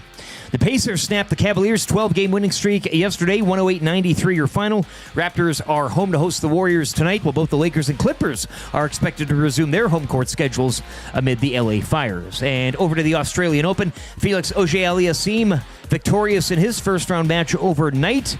Later this evening at 5, Gabrielle Diallo will look to join him, while on the women's side, Rebecca Marino will take to the court in opening round action. Sit and Sleep is currently offering a winter clearance sale from massive discounts on major sleep brands to unbeatable deals on Canadian-made custom furniture. Our winter clearance event is your chance to transform your home at a fraction of the cost. Plus, enjoy perks like free local white glove delivery and special financing offers that make it even easier to bring home the best. Visit us today, South Common, next to Planet Fitness.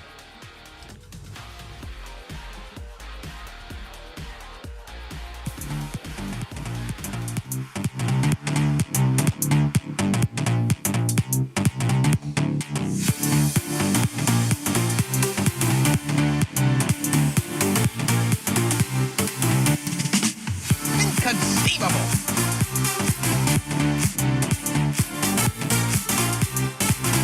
Yeah, I'm thinking I'm back.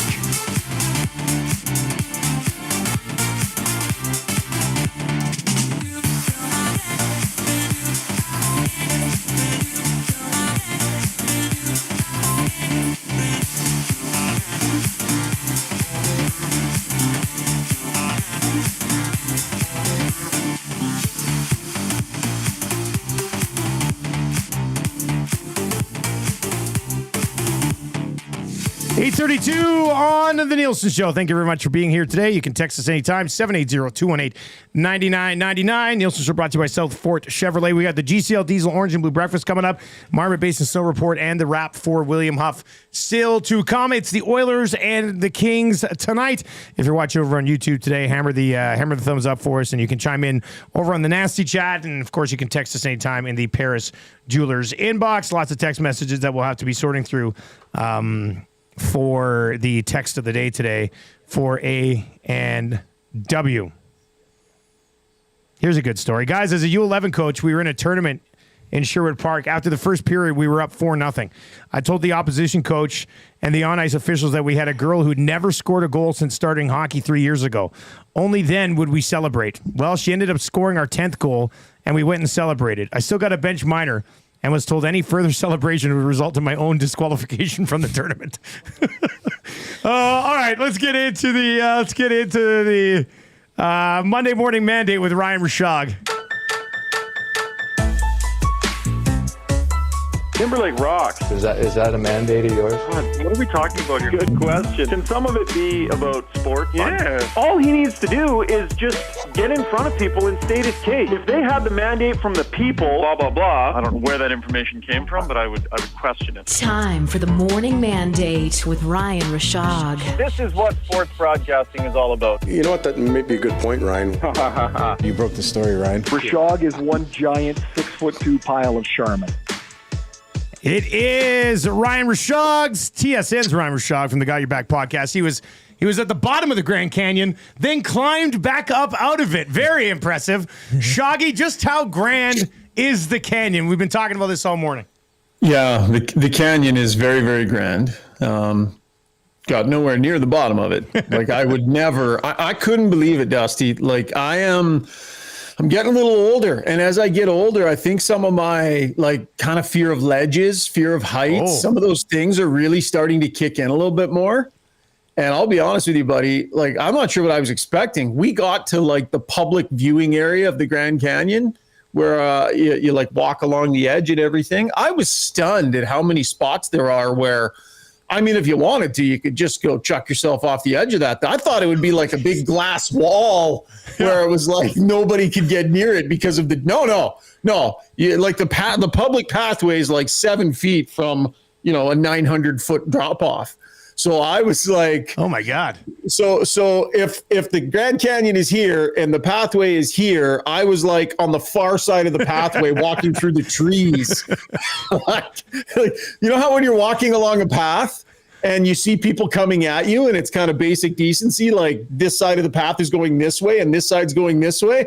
I was like, nah, I'm coming through on this side of the path because it was further away from the thing. So buddy, it was jarring how immense, and I almost got a little bit of vertigo. Like you can't even believe how grand it is, but how flippin' high it is. And then these big rock outcroppings that are just like just sheer rock, and they've got these little metal fences so you can walk right out onto the edge of it. Yeah, I was not prepared for the way my height stress was going to be challenged that day. No zip lining or anything like that, eh? Well, I've actually done it. I've been zip lining. Honestly, this is slowly growing over the years. Over the years, this is getting a little bit worse for me. I'm less comfortable doing things with heights. Like I a few years ago for charity, Struds and I, because Struds is big baby when it comes to heights too. We went and did the aerial course. I remember that. Yeah, that aerial thing in town. Yeah. And I started to breathe my way through that or whatever, but like it's getting worse. I don't even know, man. Getting on a gondola to go, to go up like Kicking Horse to go skiing and stuff. I don't even know what that's going to be like the next time I got to go do it. It's getting worse. We hate to laugh, but it's very amusing of what's happening to you right now. I know, dude. I don't know what it is. I don't know if it's like, is anybody else having the same thing happen? So you never like when you were in your 20s, you weren't like afraid of heights or anything? Like it was just I was cautious of heights. I didn't like being in situations where I was like, but I wasn't unwilling to do it. And I would just feel nervous. Now it's like this crashing anxiety that comes in on you that you can't even control. You're just like Randy and I were hiking in Sedona. And we got into this situation. I mean, in order for me to hurt myself, I would have had to trip forward, barrel roll 3 times to the right, get up and jump as far as I could to be in danger. Yeah, but you're way up high and it is a cliff face. And I was just like, just deep breathing my way through it. I don't know, dude. I don't know. You know what? I will say this. I've got more claustrophobic as I've gotten older. Well, this was like us at the Sphere in Vegas. We were white knuckling that puppy on the fourth. Oh yeah, remember that? Yeah, but we were enhanced. We were a little walking bit. around like seniors there. Yeah. Yeah, I went up to I challenged myself. I went up to the very highest point you could go to in the Sphere. Yeah. And total like vertigo kicked in, clutching onto the rail, full flop sweat. Ben, if you have an issue like that, you probably shouldn't go up to the back top row of the But I Sphere. wanted to challenge myself. I was like, I gotta master this. I need to overcome this. And then nope. And then the even worse is drives. Like we decided to drive up to the airport in Sedona because there's an amazing sunset view up there. And the drive up to the airport in Sedona, it's not that big a deal, but there are a couple of stretches where it's like, if I went like this, we'd die. Like if I'm driving thinking all I gotta do is go like this and we're dead. And like you're just trying not to focus like that. It's weird. You know why? It's just because you're loving old. life so much right now, Shoggy. Yeah. That's I'm what it is. That's what it is. All right, we've got lots to get to. Evander Kane, let's just start there. What do you think of what he had to say on Friday? And when do you speculate that we might see him again? I don't know, man. Like, there's one of two things that's going on. Either the fix is in and it's like deeply in and it's deeply sunk in and everybody's on the plan and it's like wink, wink, and everybody's saying the right things and doing the right things. And the fix is fully in and he will come roaring out of the gates, game 1 or 2 or whatever of the playoffs, or nobody really has an idea what's going on. Where like Kane is just doing his thing and working his way through his rehab, and kind of there's no wink, wink, nudge, nudge. Everybody knows what's really going on here. It's one of those two things. I think it might be the first, where it's like, okay, it's pretty convenient when you strap these timelines all together and you go, okay, well, it looks like he'll be ready end of March, early April. Yeah. Right. So we'll know by trade deadline. Like we'll know, if they go out and spend the money, how much they spend. They need to keep enough space available for him to get back into the lineup for the regular season. If the fix isn't really in, if it is, then I think, you'll see the Oilers spend some of that extra space and he'll be back ready for the playoffs. I don't know the answer. It feels like we all know, but I'm not sure. I love how How's you that got for a the fixes in non-answer? angle too. Did the green background and sweater to you send any sort of gray line messaging?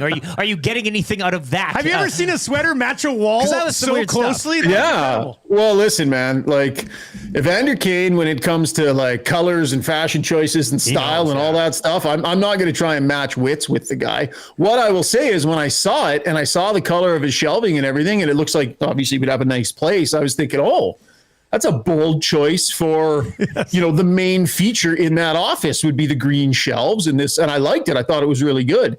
So yeah, I feel like he's a guy that if you look at the way he dresses, right, pays a lot of care and attention, dresses extremely well.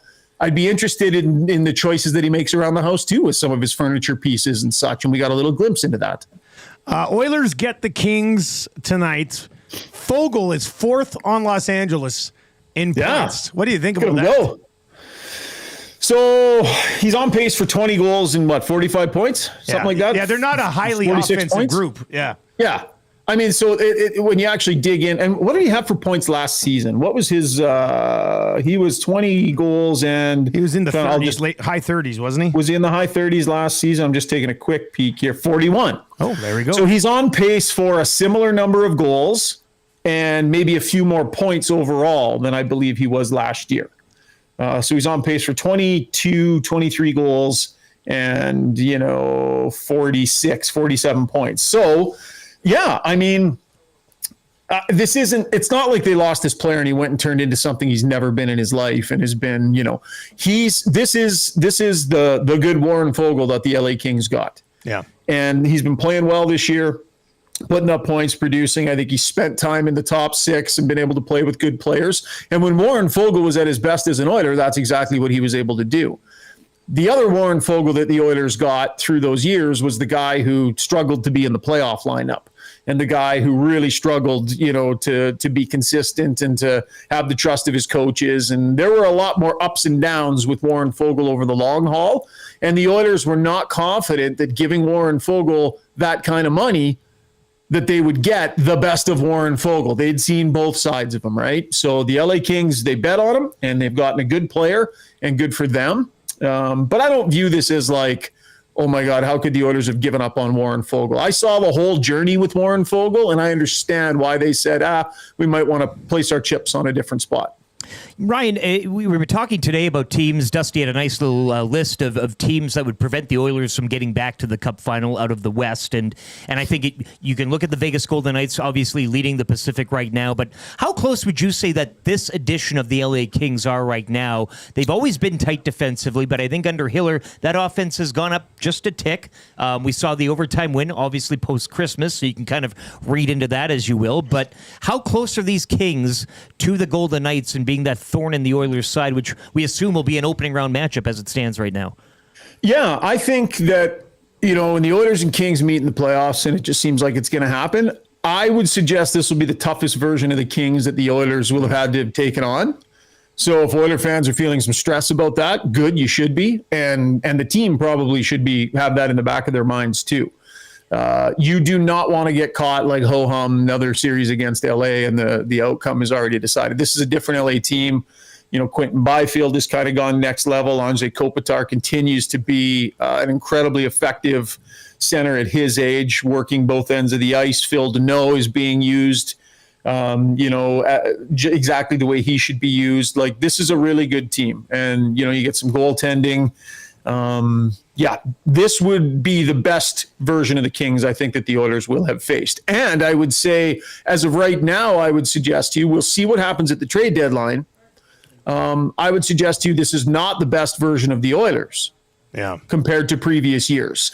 So if you couple those two things, the Oilers where they're at, the Kings where they're at, there's real significant shift in the balance of power in this series. Now let's get through a trade deadline, see how the Oilers bolster themselves, and see what happens with Evander Kane.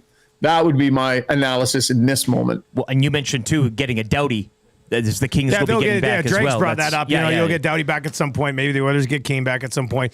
We were talking this morning. Somebody asked us, would any of their young assets be untouchable prior to the deadline from an Oilers perspective? And we'll have a month to discuss the Oilers' young assets. What's that? The Oilers' young assets you're asking, We were asked today, would you trade Matt Savoy if it meant you were getting an Ekholm 2.0 on the right side with term? That type of thing. Which we don't even know who that would be, but we didn't necessarily know Ekholm was going to be coming to Edmonton either, right? So... yeah, if you add a piece that can fit under your cap and is going to be a contributing piece in your top four on the blue line for the next 2-3 years through cup contending years, then yes, that's a trade you probably make, because I would say at this point there's no guarantee of what Matt Savoy is going to be. I would say that's not the return you would have to give up to get a piece like that. I don't think he's necessarily viewed, like this top end can't miss prospect that, teams are beating down the Oilers door for. I think he's respected, and I think he's still young and he's working his way through it. I mean, let's just look at, he was just traded for Ryan McLeod. You know what I mean? Nothing exactly, McLeod, but he was just traded for Ryan McLeod. Exactly. So I would say more thinking Sam O'Reilly in terms of pieces that are the Oilers going to be willing to move some of their higher end pieces. The cupboards are not very well stocked. No. But they're in a win now mentality as well. So, will they trade O'Reilly for exactly the right piece? I would probably be surprised if they were willing to move O'Reilly, because, they don't have the pick coming up this year, and he was last year's pick, and you're just really thin. At some point, someone has to go, okay, can we make sure that 4 years from now there's going to be NHL players that can play on entry-level deals? And right now it's trending in a tough direction that way. So be interesting. Well, when we get Stan Bowman on his pre-trade deadline availability, that'll be some of the stuff that we can dig in with him. Like, what's on the table here? How much are you thinking about the future? How much are you thinking about now? And can you just continue to fire these top-end assets out the door? Shoggy, good catching up with you, man. When's the next episode drop? Tonight after the game? Yeah, we'll drop podcast tonight after the game, and then we'll have pretty much after every game here coming up. Nice little busy stretch. Lots of games right now. Lots of fun. Lots of games right now. All right, man. Well, best of luck with the fear of heights, eh? Stay grounded. Yeah. Well, that's the thing. Being safely here in Edmonton, I don't have to face it. I don't have to at all. Even the press box in Calgary. I was just gonna say. Last time I was there, threw me off. I remember I was sitting next to Solomon, our reporter there, and I sat down and I was kind of like, oh yeah, I remember this now. Or that catwalk you have to walk across to get to it even. I was sort of like hands on both rail. I got to beat this. I got to do some deep meditation and some counseling, and I got to beat this. Best of luck. Let us know. Update next week. See you, boys. Hey, there you go. That's Ryan Rishaug, TSN's Ryan Rishaug with the Got Your Back podcast with Strutty and Rob Brown. You can find that on all podcasting platforms. All right, let's keep this show moving. We got the GCL Diesel Orange and Blue Breakfast to get you set for the Edmonton Oilers and the Los Angeles Kings tonight. Huge game tonight. Cannot wait for this hockey game this evening. It's going to be a good buzz. For it, are you? Yeah. No, actually, I'm not primed for it. Come on. Anyway, it's a prime game in case you hadn't picked up on that just yet. Yeah. The Orange and Blue Breakfast brought to you by GCL Diesel, providers of the best diesel engine components around, from turbochargers to injectors, fuel pumps to sensors. They are the critical engine component experts, proud to serve Edmonton and Northern Alberta for over 50 years. GCL Diesel. What's up, Maddie? CFL news? It's not a prime game. Oh, somebody said it was prime. Somebody in Texas more saying it was prime. It's funny that this game of all of them, there's three tonight. Which one's not on prime? Which game's on prime tonight? It's the Blackhawks Flames, or? Oh, gross. Of course. Hawks Flames is the prime game tonight? Sorry about your luck, prime. I mean, this is the prime game. Damn. Well, that's good news then, I guess. That's great news. It's hell of good news. Yeah. No, that's much better. All right, Edmonton Oilers. Here's what they've been rolling as of late. McDavid, Nuge, and Hyman, Draisaitl, Podkolzin, and Arvidsson, Henrique, Matthias Janmark, Connor Brown, Derek Ryan drawing back in there with Corey Perry and Kasperi Kapanen, Ekholm, Bouchard, Nurse, Stetcher, Kulak, and Amberson. Let's find out where Warren Foegele fits in on this Los Angeles Kings lineup. Kopitar, Kempe, 1 and 2 in scoring. Alex Turcotte rides with them. Byfield between Foegele and Trevor Moore. Deneau Lafreniere, who you said is third on the team in scoring, and Kevin Fiala. That's a nice third line that they're rolling out in Calgary. Trevor Lewis, Tanner Janot. That's a veteran fourth line here too with Kyle Burrows on the right side there, but Trevor Lewis and Janot. And then Gavrikov. Love and Tanner Janot. The worst, Mikey Anderson. Moreira and Spencer, and then Andreas Englund and Brant Clark, who's having a decent season offensively, a young defenseman for the Los Angeles Kings. As for guys who aren't tough enough to play hockey tonight, let's get into your podium physiotherapy injury report. Knee pain from that nagging ACL injury, hip or shoulder pain slowing you down, back pain after a long day's work. They've got you covered, whether it's a sports injury, post-op recovery, or the wear and tear of everyday life. Their expert team is here to get you back on track at Podium Physiotherapy. Unlock the athlete in you. Hopefully Evander Kane's popping into Podium Physiotherapy. It would make sense. Hey, go get that taken care of, my man. They'll look after you. They'll get that done. Who's not playing tonight? Drew Doughty IR'd for the Kings. Joel Edmondson listed as day today this morning. And for the Oilers, Evander Kane obviously out. And Alec Regula listed on the IR as well. Regula. Get him in the mix. How do you like your coffee? Regula. All right, your key to an Oilers victory tonight. What are you going with, buddy? It's the Foegele v. Arvidsson matchup. Now we'll know who won the trade. But Trevor made a good point that Foegele, Mr. Double Agent, also Arvidsson, though. So you've got trade secrets going on both sides of this battle. A double agent. Yeah, so they're both kind of playing off each other. Well, Foegele has definitely outproduced Arvidsson so far this year, which I would not have predicted at the beginning of the season. I look for the birthday boy, though, it's his birthday. The Kings are having a good year. They play the Oilers tough, but they suck here in Edmonton. And the record stands by that. So I'll say the birthday boy has a good game tonight, and the Oilers exact revenge on the overtime loss post-Christmas. Does Will Ferrell get some tickets from fansfirst.ca? Wouldn't that be something? And roll up to sit right next to the ice tonight. Not in the elf character, but in some other character. What was it, Daddy's Home? What's that movie again that he's in? Daddy's Home 2? Yeah. So that could be a good one. Him and what's his face? The dad. They're both there. Him and John Lithgow. Yes. And they're rubbing noses on each other's cheeks. Kissing each other on the lips. I love you so much. I still got to see Daddy's Home 2. I know it's only been 2 weeks. Yeah. Let me lay one on you. That's so good. The improv. I'm going to watch. Do we know where that's streaming? Where's It's on Netflix. Is it on Netflix? Yeah. It's on Netflix. Daddy's Home 2? Yeah. That is my Netflix is pushing the movie The House.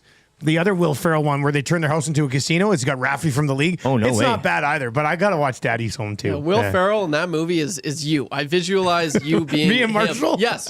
Yes, honestly. Like that's the future. But like when Will Ferrell, when he has a task and he's trying to do something and he just messes up completely. Hey, come on, man. It's how I see you I doing clean the it. whole office. Well, your daddy's got some Lithgow vibes as well. Like you can have both ways. Like I like seriously. Nasties, watch it and then tell me I'm wrong. All right, we'll have to watch that one. It's literally tonight. you. All right. Game day prediction. Here's my game day prediction. Many of you will hate this, but I'm going to say Stuart Skinner's one of the 3 stars tonight. There I go. What do you guys? Do you guys smell burning? Uh-oh. We better finish the show in the next 7 minutes. I'll say Stuart Skinner's one of the 3 stars tonight, and if he isn't, and if he gets lit up, I will certainly be in the nasty chat after the game to take some of the heat. So we got that going for us here on the GCL Diesel Orange and Blue Breakfast Providers. You guys aren't smelling that? It smells like a furnace has been turned on for the first time in a while. Somebody toasting something, maybe. Man, it's a toaster. Brendan, do you smell anything? Oh, Brendan's just shaking his head. No. Huh. All right. Well, fingers crossed. Proud to serve Edmonton and Northern Alberta over 50 years. GCL Diesel. They've got the GCL Diesel Oil Understood on the Reed Wilkins Show, and of course the GCL Diesel pre- and post-game coverage as well. Huge shout out to Cam and his crew over at GCL Diesel for being great partners for us. You're smelling it now. Maybe it's the CFL schedule coming out of the oven, hey? Maybe it's ready. That's a good one. I like that one. But no, it will not be ready for a little while. But you know what is ready? Snow report.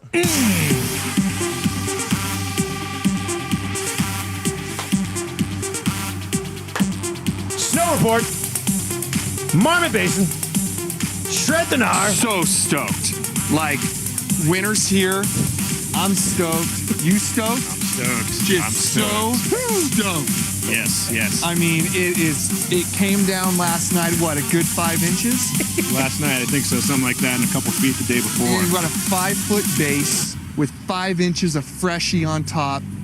-9 this morning at Marmot. Forecast high of -5 for today. Trace of new snow overnight. 6 centimeters of new snow in the past 5 days. Settled snowpack is up to 64 centimeters. Total of 149 centimeters so far this season has fallen. All the lifts are operating. 13 runs were groomed last night. The Jasper and January Festival is underway until January 26th. Lots of great events both on the mountain and in Jasper. Save on lift tickets when you buy online or get the Marmot Escape Card for $99 and then ski for half price every day all season long. Check it out, www.skimarmot.com. Oh, yeah.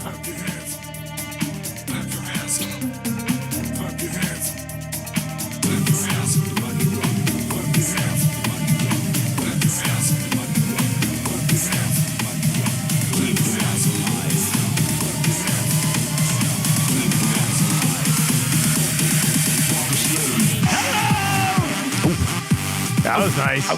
It just gets better and better. Let's see. Marmot Basin Snow Report. Ski Marmot today, tomorrow, the weekend.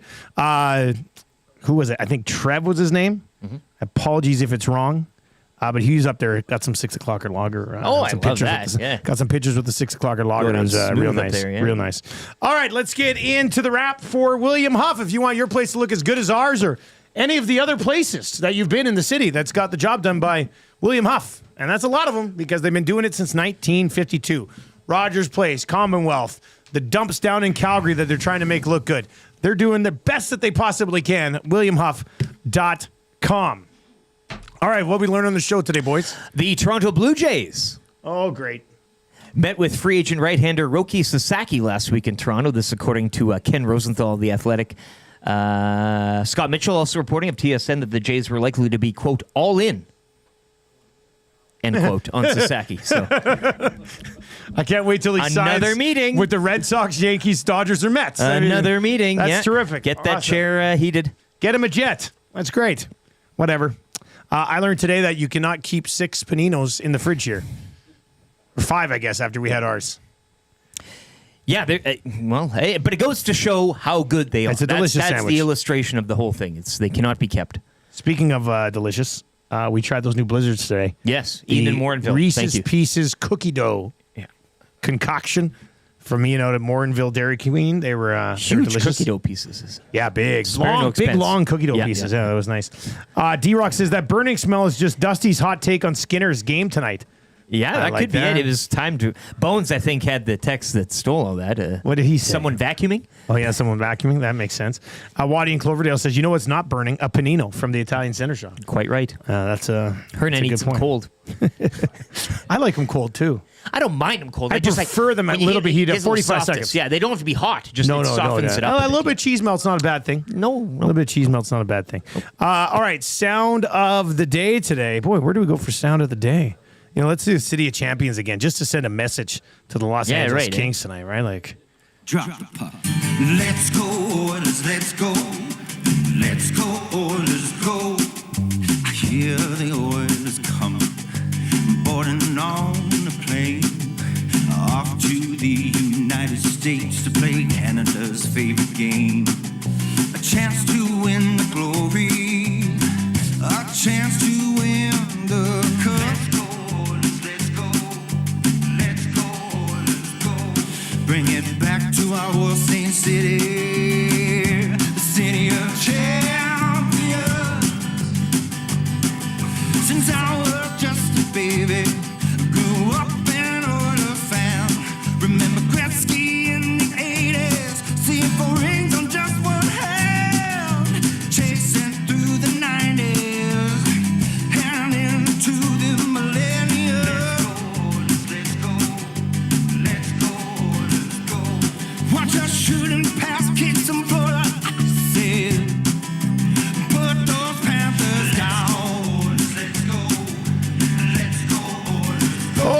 Sound of the day. Let's get to your text of the day today. Maybe a lot of good text messages Lots earlier of in the routes show. you could go. Yeah, and it is a game day at A&W, so... I got to write some of these things down. Oh, Sherwood Park Luke. Look up Sherwood Park Luke's text. I've got a bunch of guys in here. This one I can't read. Yeah. Dustin Nielsen, more like Dusting Nielsen. And he left it at that. 6:16. He knew it. He could just rest on that. And that was like the only text. Love it. Pops in, does it, wins text of the day for A&W. Hey, and here's some good news for everybody that loves breakfast. For a limited time, up to January 26th, 2 bacon and eggers for only $6. That's breakfast for both of us. Works out to $3 a piece. That's exactly what it does. Freshly cracked egg topped with a delicious layer of cheddar cheese, crispy smoked bacon, served in your choice, a freshly toasted English muffin or a seeded bun. Best breakfast sandwich in the game, hands down. 2 bacon and eggers or sausage and eggers. Or the combo. You can mix them up. Woo! Woo! A&W does it again, am I right? All right, what are we watching tonight? Oilers and Kings on Sportsnet, not Prime. Yeah, it's funny. 3 games, and it's not the prime game. Like, it is the prime of all the other ones. Chicago and Calgary, like, are you kidding me? What's it been? Philly and Florida? Like, this is prime, but it's not on Prime, which is nice. But you know what's nice? It's not on Prime, so you can flip back. You can be a flipper like Bruce Boudreau and have the Rams and Vikings going on as well. So a great night. Raptors also back, and the Lakers. You can have a little late night viewing as well. Yeah, about time. They've obviously had to have some games postponed. Lakers and Clippers. Looking forward to watching that one tonight. Look at this. I've locked my notes in the desk. Now swallow the key. And I've taken the key. Whoa. All right. Enjoy the game tonight, everybody. We got the hangout coming up. Zacta comes on the hangout today with Murray McCourt and Matty Iwanek. I'll be back with the Lock Shop and the Oil Stream today. Tommy Gazzola will be fresh from the rink, I think, on the Oil Stream today, so that should be good. Very much looking forward to that as well. This was a fun show today. Hammer the thumbs up before you leave. I'll talk to you on the Lock Shop. For YouTube, Trev and Brundon and Lieutenant Eric, I am Dustin Nielsen. Thank you very much for joining us. Turn on autoplay on YouTube. That'll take you right on over to the hangout. Should be a good one here on a game day. I'm sure Murray will have like a Skinner rant or something. It'll be really good. He'll be and if you're listening on TuneIn or iHeart or EdmontonSportsTalk.com, tell your friends so easy to listen. Small Dose of Whale and the Wolf hangout on the way next.